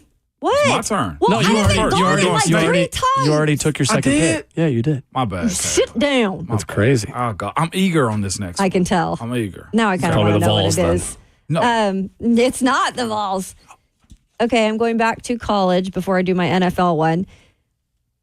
Oh, Vanderbilt, man. Do it. I figured you'd go Vanderbilt again. I'm telling you, listen, Vanderbilt back at home, they didn't get to play exactly their full style of offense when they were up at Kentucky this last weekend. Kentucky, excuse me. And they're just wanting that AP vote, right? Like they're right on the cusp there. And they deserve it. And I did give them a vote. So boo to all you other voters who didn't. But anyway, they're back at home. I do feel like they are catching momentum. I do feel like they're headed in the right direction. They've got to win every game and they want to do it convincingly to kind of get that respect. So give me the -25.5 with Blaine Bishop's Ball State team. Oh, you're taking this Ball weekend. State? No, Vanderbilt. She went minus. -25.5. The only, I think it's a good pick. I would make that pick as well. The only caution I have about that one is Diego Pavia's health. Because he got banged up against Kentucky and had That's the knee injury. a good point. So I feel like they may take him out quickly Ooh, yeah. and put in Nate Johnson and not just run up the score. But, I mean, I still think it's a good pick. That's a low number. 25.5. It is. And again, they're trying to make sure they're not just Vanderbilt, like we're just here for the jokes and giggles. We're here to like convince people that we belong. So I feel like you got to put up those points. Ball State 2-4 this season in the MAC with wins over Missouri State and a 2-point win at Kent State. Any team that only beats Kent State by 2. I know. It's not a great football. We love you, Blaine. But One more pick, Kayla. Take your last one. okay. For my last one, I will go to the NFL. I will go to the Carolina Washington game. And I'm going to go ahead and pick the Commanders are -7.5, right? 8.5. Oh, they're minus 8.5. Okay. I'll stick with it, though, because when I put a bet down, I'm going to he says, woof. That's a lot of points. Carolina has lost their last 3 games by an average of 18 North Carolina, points. that is. No, I'm talking about Carolina the Panthers. Carolina Panthers and the Washington Commandos. Hey, try to keep up. Thanks. So they have not looked good. And I feel like with Washington in that last game, they came so close and just couldn't get it done. I feel like they'll be able to get it done this weekend again against a Carolina team that is just not able to even put points on the board. There you go. For my final pick, for my AFC North compatriots in the room. Yes. If I were to ask you, what is Joe Burrow's kryptonite? What would you say? The Browns. Joe Burrow's. Yeah. Well, my non-AFC North compatriot has already answered the question. So, yes. Yeah. I was thinking, as Kayla said, it was the Cleveland Browns. In his career against the Cleveland Browns, Joe Burrow is 1-5. In the one win, he was 18 of 33 for 239. He averages 259 yards per game. He has thrown 10 touchdowns to 5 interceptions against the Cleveland defense, the lowly Browns, a quarterback rating of 86.4. I don't know what it is, and maybe I'm an idiot for betting a trend that might be bucked this weekend, but I don't really care. The Browns are a 5.5-point underdog at home to the Bengals. Give me the Browns. Plus 5.5 against the Cincinnati Bengals. There's just some things you know to be true in life. You bet the under in Iowa games. You take the over in LSU games. There we go. And you bet on the Browns when they play Joe Burrow and the Bengals. So that's exactly what I'm going to do. Browns plus 5.5 at home to Cincy is my final pick. Love that for you. That's a good What one. are you doing over here, Terminator? Everything. Ramon has his sunglasses on once again to make his final pick. This Go for must it. be a Because this one's a statement. cool one. Hater blockers. I need y'all. Yeah. See, I don't need y'all looking to my soul on what I'm going to say next. There's a team that's been teetering on losing for the last couple of weeks, just by the skin of their teeth. They're surviving. Some would also call it thriving, okay? They had a game where they call it the woke versus the, can I say it, coke teams. Cal? What else did they call themselves? And they were that close to losing that one. There was a replay that ended up having a touchdown be taken away. The Virginia Tech game, exact same situation that happened for them also. Yes, Cam Ward is cooking, but Cam Ward is also thrown in some seasonings in the pot in a game or two that's not supposed to go into the food, right? Yep. They got to go to Louisville this weekend. Tyler Show is a good quarterback. Louisville. Tyler Shuck is a Weird good pronunciation quarterback. of that one, yep. They have the ability to play well. They lost bad at home last time by 7 points. The last two scores last couple times they lost Notre Dame. Yep. I forget who the other loss was. Either way, the plus 4.5, give me Louisville. And it's a great pick. I was going to take that too. It's a great pick. Yeah, it's just I been think too it's a close. really good pick. And at some point, you either need to start burying people if you're Miami, or you're going to end up slipping and falling. I think this is probably the week Miami finally goes down. I do too. And Cam Ward is good, but is. Cam Ward makes a lot of what are you doing throws. He's been doing that also. ever since he was at Washington State. That's never going to be out of his game. Makes a lot of dumb decisions. Yeah. Yo, He makes a lot of great ones, and sometimes that shadows the he's bad been ones. saved by replay yeah. lately, though. But I They could have agree. easily have dropped the last two games, especially at one at Virginia Tech. Look at Ramon taking all underdogs. Did. Oh, did you really? I didn't even realize that. You know Ramon's dogs. why? Because the Vols are underdogs, too. Let the big dog Look eat. at that. Let them eat. I'm Okay. here for that type of weekend. Robert Walsh has one final pick in our Thursday 3 this morning. Do it, Bert. In What's week going 8. on? Okay, so I've went with two dogs, so I'm going to add another dog to this. The Chiefs coming off the bye against the 49ers on the West Coast. I don't know Andy Reid's record coming out of the bye, but I would bet it's pretty good. I love that all of these dogs are arguably the best team, not only in their division, but you can make an argument for them being the best team in the NFL. I'm going Chiefs plus 1.5. Okay. I like it. Chiefs are underdogs? I really, Plus yeah, what I'm saying. absolutely. In they San are. Fran, Yeah. yes. Okay, Uh-huh. in San Fran. Yep. All right. Because they're I imagine was that there'll game? be a lot of Kansas City fans in San Fran for that one. for sure. I bet there will be a lot of red in the crowd. Huh? Oh, sorry. I was back here doing stuff, and I heard you guys were making bad jokes, so I thought I would make one too when it was my So when turn. I That's a you were listening to 325 us? game. I mentioned one speck of poop and ice What? cream. You never heard that, and I didn't get a Dude, laugh What out are of you that. doing over there, Ramon, Darth Sidious? what are you doing? Look Looking like a He's got his Star hood Wars up villain. and his- Incognito. Let you know. WNBA hoodie. I'm the bookie out here, okay? Hey, That's what look, I'm you telling look y'all. like that. You're helping pay Angel Reese's rent That's with what- that hoodie. Exactly, Why with would the she even WNBA. say that? I will say know. the dudes online going at her, y'all need to do better, number one. But also, Angel Reese, get you an advisor on your team to help you with rent. If you're paying $8,800, That's she said on an Instagram ridiculous. Live that she has $8,000 of rent that she can't afford. Where does she live? Chicago. I I'm know, sure. but like, what kind of a housing? You've thing? seen the place. Jeez. Well, of course, I've seen real estate there because I look Sure, at that type like of stuff. even the condos downtown are like no, that. Mm-hmm. for real, they are. But like, if she need to be buying a house if that's what she's paying in rent. That's Yeah, just my that's professional ridiculous. advice. Don't to do her on that, Angel. one. But you dudes hating on her online, y'all need to do better. Like, go rub grass Yeah, or do the something trolls better are than crazy that. with Yeah, y'all her. are nuts on that one. A lot of my friends are probably in that category. At least I can point- Haters. Yeah, haters. They admit it. Well, All right, coming up, headlines on the way out. Tennessee has revealed its uniform combination for Alabama. Okay. We'll tell you next.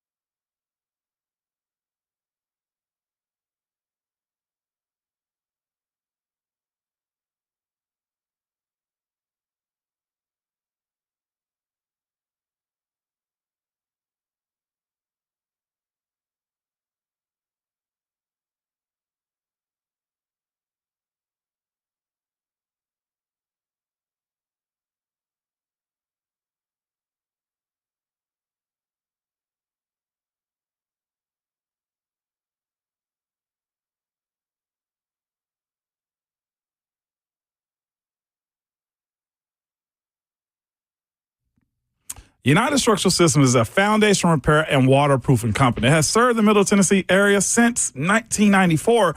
They have more than 25,000 satisfied residential customers. So when it's hot and the weather's dry outside, it's kind of dry. Now, do you know the soil cracking and pulling away from your home? Leaving holes or gaps next to the foundation, or your bricks cracking, walls bowing, doors or windows sticking. These are all signs of possible foundation issues. Your house may be trying to tell you something. On the waterproofing side of things, that can include drainage or ceilings, oftentimes both. But here's also something too on the waterproofing side of things. Up to 50% of the air you breathe on the first floor of your home is the air that came from your crawl space. Control that moisture and create a healthier home for your family by encapsulating your crawl space. Many repairs that USS does, they are guaranteed for the lifetime of your home. Again, they've been here since 1994. They aren't going anywhere like when you work with a new guy in town. You have no guarantee they'll be around if you ever have to use the warranties that they provide you. More than 25,000 satisfied residential customers is who USS has serviced. We guarantee our best. Call USS. You can reach out to them at 615-488-7855 or online at USSTN.com.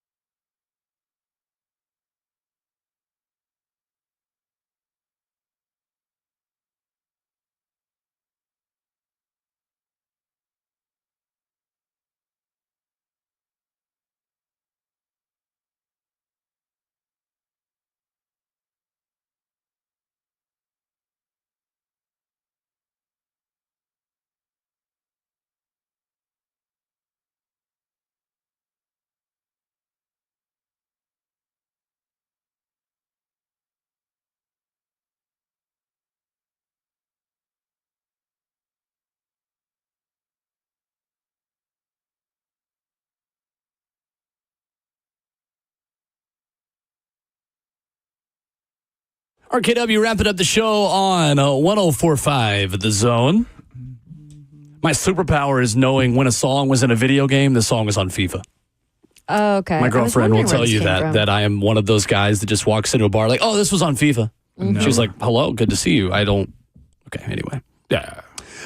Tennessee has its uniform combination against Alabama. Traditional. Okay. I was curious if they would go orange out because the word on the street 2 years ago was that Tennessee was going to wear its orange helmets, orange jerseys, and orange pants. Wow. Jeez. All at the same time against Alabama in 2022 for their orange out. But because of 3 words that we hear all the time, supply chain issues, the orange helmets did not make it in time. That's why they were worn against South Carolina. That was the word on the street. So I was curious if they would go orange helmets and orange pants for this game, but they're not. They're going traditional. I'd much rather have traditional this weekend. Against Alabama, it doesn't feel right having anything else but orange on there. No, for sure. Not at all. Keep it simple. Not at all. Yeah, orange, white hats is it for me. Do you, as a player, when you played, did you hate Alabama or Florida more? Florida. Really? Florida's just so that surprises obnoxious. They was just so obnoxious. They were. I hated Tebow.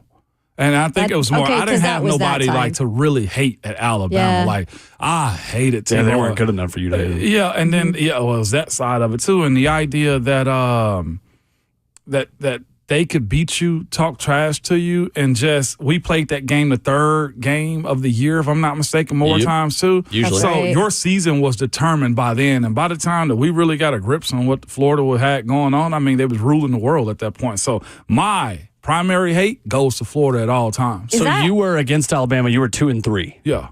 Okay. in your 5 years. So who was at Bama when you were there then? Quarterbacks. John Parker Wilson. John Parker Brody Wilson. was I Brody. covered John Parker Wilson. Yeah. Brody Croyle still there, I believe. Yeah, that's what I'm That saying. was bad football. There's not much I remember about Alabama players. Like I used to always say, like, you don't see their defensive linemen in the league like that. And I'm going to say that it's probably 1 or 2 that went through, but like Yeah. Bama wasn't Bama when I was in During that like time, yeah. So Hernandez was playing with Tebow back in that Yeah, day. he was. Yeah. Pounce. I played with Pounce, Pouncey, Marcus that's Gilbert. right. Like, I played with all these dudes. Gosh, I was right on both of them. That is so wild. Brody Croyle was there in 04 and 05, and then John Parker JPW. Wilson was 6, 7, and 8. Yep. I really wish I knew what I was talking I about. mean, Yep. you suck every once in a while, but you're good on this one, though. I pulled that one out of nothing. The history was very factual there. John Parker Wilson, like going into Alabama, that 07 season, if I'm not mistaken, like we had really good opportunities to win. And Bama that's the first time having a team that wasn't that good, like really ascend. And it was that game in Tuscaloosa, if I'm not mistaken, 07. Because they just had moved on from Saban the year before. They had Shula and then just hired Saban. So The 05 game was a heartbreaker. Young Will was beside himself in 2005. It was hard times, hard living. The Tennessee-Alabama Yeah. game in 05. Yeah. You know what happened? Which one was that one? That was 6-3. Oh, That was the fumble through the back of the end zone with 5 minutes left to take the lead. so disgusting. Come on with it, Will. I mean, Bama's hard, tough now, but back then it wasn't the case. And I'm hoping DeBoer is in a mutation, as I said the other day. You love the word mutation right now. Because that's what happens when you change from legacy guys. That's the We spoke worst about this. Like, mutation. Saban would have never lost to Alabama. I mean, lost to Vanderbilt. You know what I'm No. saying? Like, this is what I meant, like, when their fans are, we're going to continue on, and they sent out the smokestack, smoke and everything, and the show carries on. No. It's not that easy sometimes going from one guy to the next like that seamlessly, even with the recruits and the product that he already has there. So I'm hoping this half-life of Kalen DeBoer gets knocked down a little bit more. So when you were a senior in high school, 2003 was probably the second best football game I've ever been to. Who was that? Tennessee, Alabama, 2003. 03. 51-43 and 5 overtimes in Tuscaloosa. Heck of a game. I was committed. That was one of the best games I have ever been to. I was 6, but I remember it. And that was a famous line I gave my dad and my brother. My brother was a freshman at Tennessee at the time, and I looked at them, and that was when Tennessee converted, I believe it was a 4th and 21. Yeah. C.J. Phaeton to continue the game. And I looked at my brother and my dad, and I said, well, guys, if we lose, there's always Waffle House. Facts on that. And I think Good we won, thing and we about still the went to South. Waffle House. Still went to So Waffle House. Saturday night, fast forward, I took my girlfriend Peyton. She had never been to Waffle House in her life. How was it? She went for the first time in a Crossville Waffle House at 12:30 in the morning, coming back from Knoxville on Saturday. What'd She was get? like she was like vlogging. I was like, no, what are you doing? She was like taking pictures, she was like videoing. Well, sure, She's it's like, their here first I go. time. into I my Waffle understand. House. I know. Not being from here. Waffle House cook was like, you get camera on that? No. You're going to become a No TikTok one's star. ever done a vlog at a Crossville Waffle House before. She enjoyed it. What'd she get, though? All-star special. did. She was Okay. just like, whatever Yeah, he it just did. got, just get. Okay. I'll just do that. She was like, I don't know all the smothered and covered fixins. and Yeah. Fixins. All-star special, dark waffle, crispy bacon, and hash browns chunked. You get a dark waffle? I am Yes, I do. hungry. Okay, you add chocolate chips, anything to it? No. Just What, you just a do? little. I don't hardly get the waffle there. I you do don't? a lot of butter and only a tiny bit of syrup. What? I'm not a big syrup guy. You don't like it like Your hands are sticky soggy? all day if you have too much syrup. Well, if you eat like a child, yes. Well, no, if you eat in any context. No. You'll smell like syrup all day. I don't want to smell like, I like a little bit of syrup. These things called forks, Will. Yeah, I know. I And use napkins. forks. That's right. And soap and water. If That's you right. do. Oh, my goodness. I get it. I know He's why, saying it because that's sticks how to you've the- always A little bit of done syrup. it. To the You've- clothing You've always even. done it that way. It's like gasoline. Like it just sticks to No, you. I like the smell of gasoline. What? Oh, yeah. Sit down. Gas smells good. Gas Maybe- and paint maybe smell great. rubber I'm gonna cement be real smells with you, good. Will. I'm with you. on No, it that smells one. great. I'll let you on It's not that bad at one. all. Dang. Diesel smells bad, but gas. Diesel is the best gas there is to sniff now. Season This pro, is how Robert we're going to Walsh. end this show. Yeah, absolutely. This is how we're going to I end love it. how he gets to play the music whenever he says something Right. incriminating and wants to get out of here. What diesel? We're going to take it easy on Bert because he has got 3 more hours of Buck I to deal know. with today. Prayers up, Bert. Prayers up. Everyone call in to the Buck Rising Show and say what you like the most about Robin for the next 3 hours. Do not call in at all because I have to answer them. Yeah, 615-838-1045. That's the new number. I'm kidding. Kind of. We're back at it tomorrow. Diesel. Yes, we are. Friday morning. Mike Keith, Brent Hubbs, the third Friday in October coming up tomorrow morning. Let's roll, man. Where your orange going into this weekend, man? State your case as we head into it. But remember, at all times, your Twitter fingers and your mic is always hot.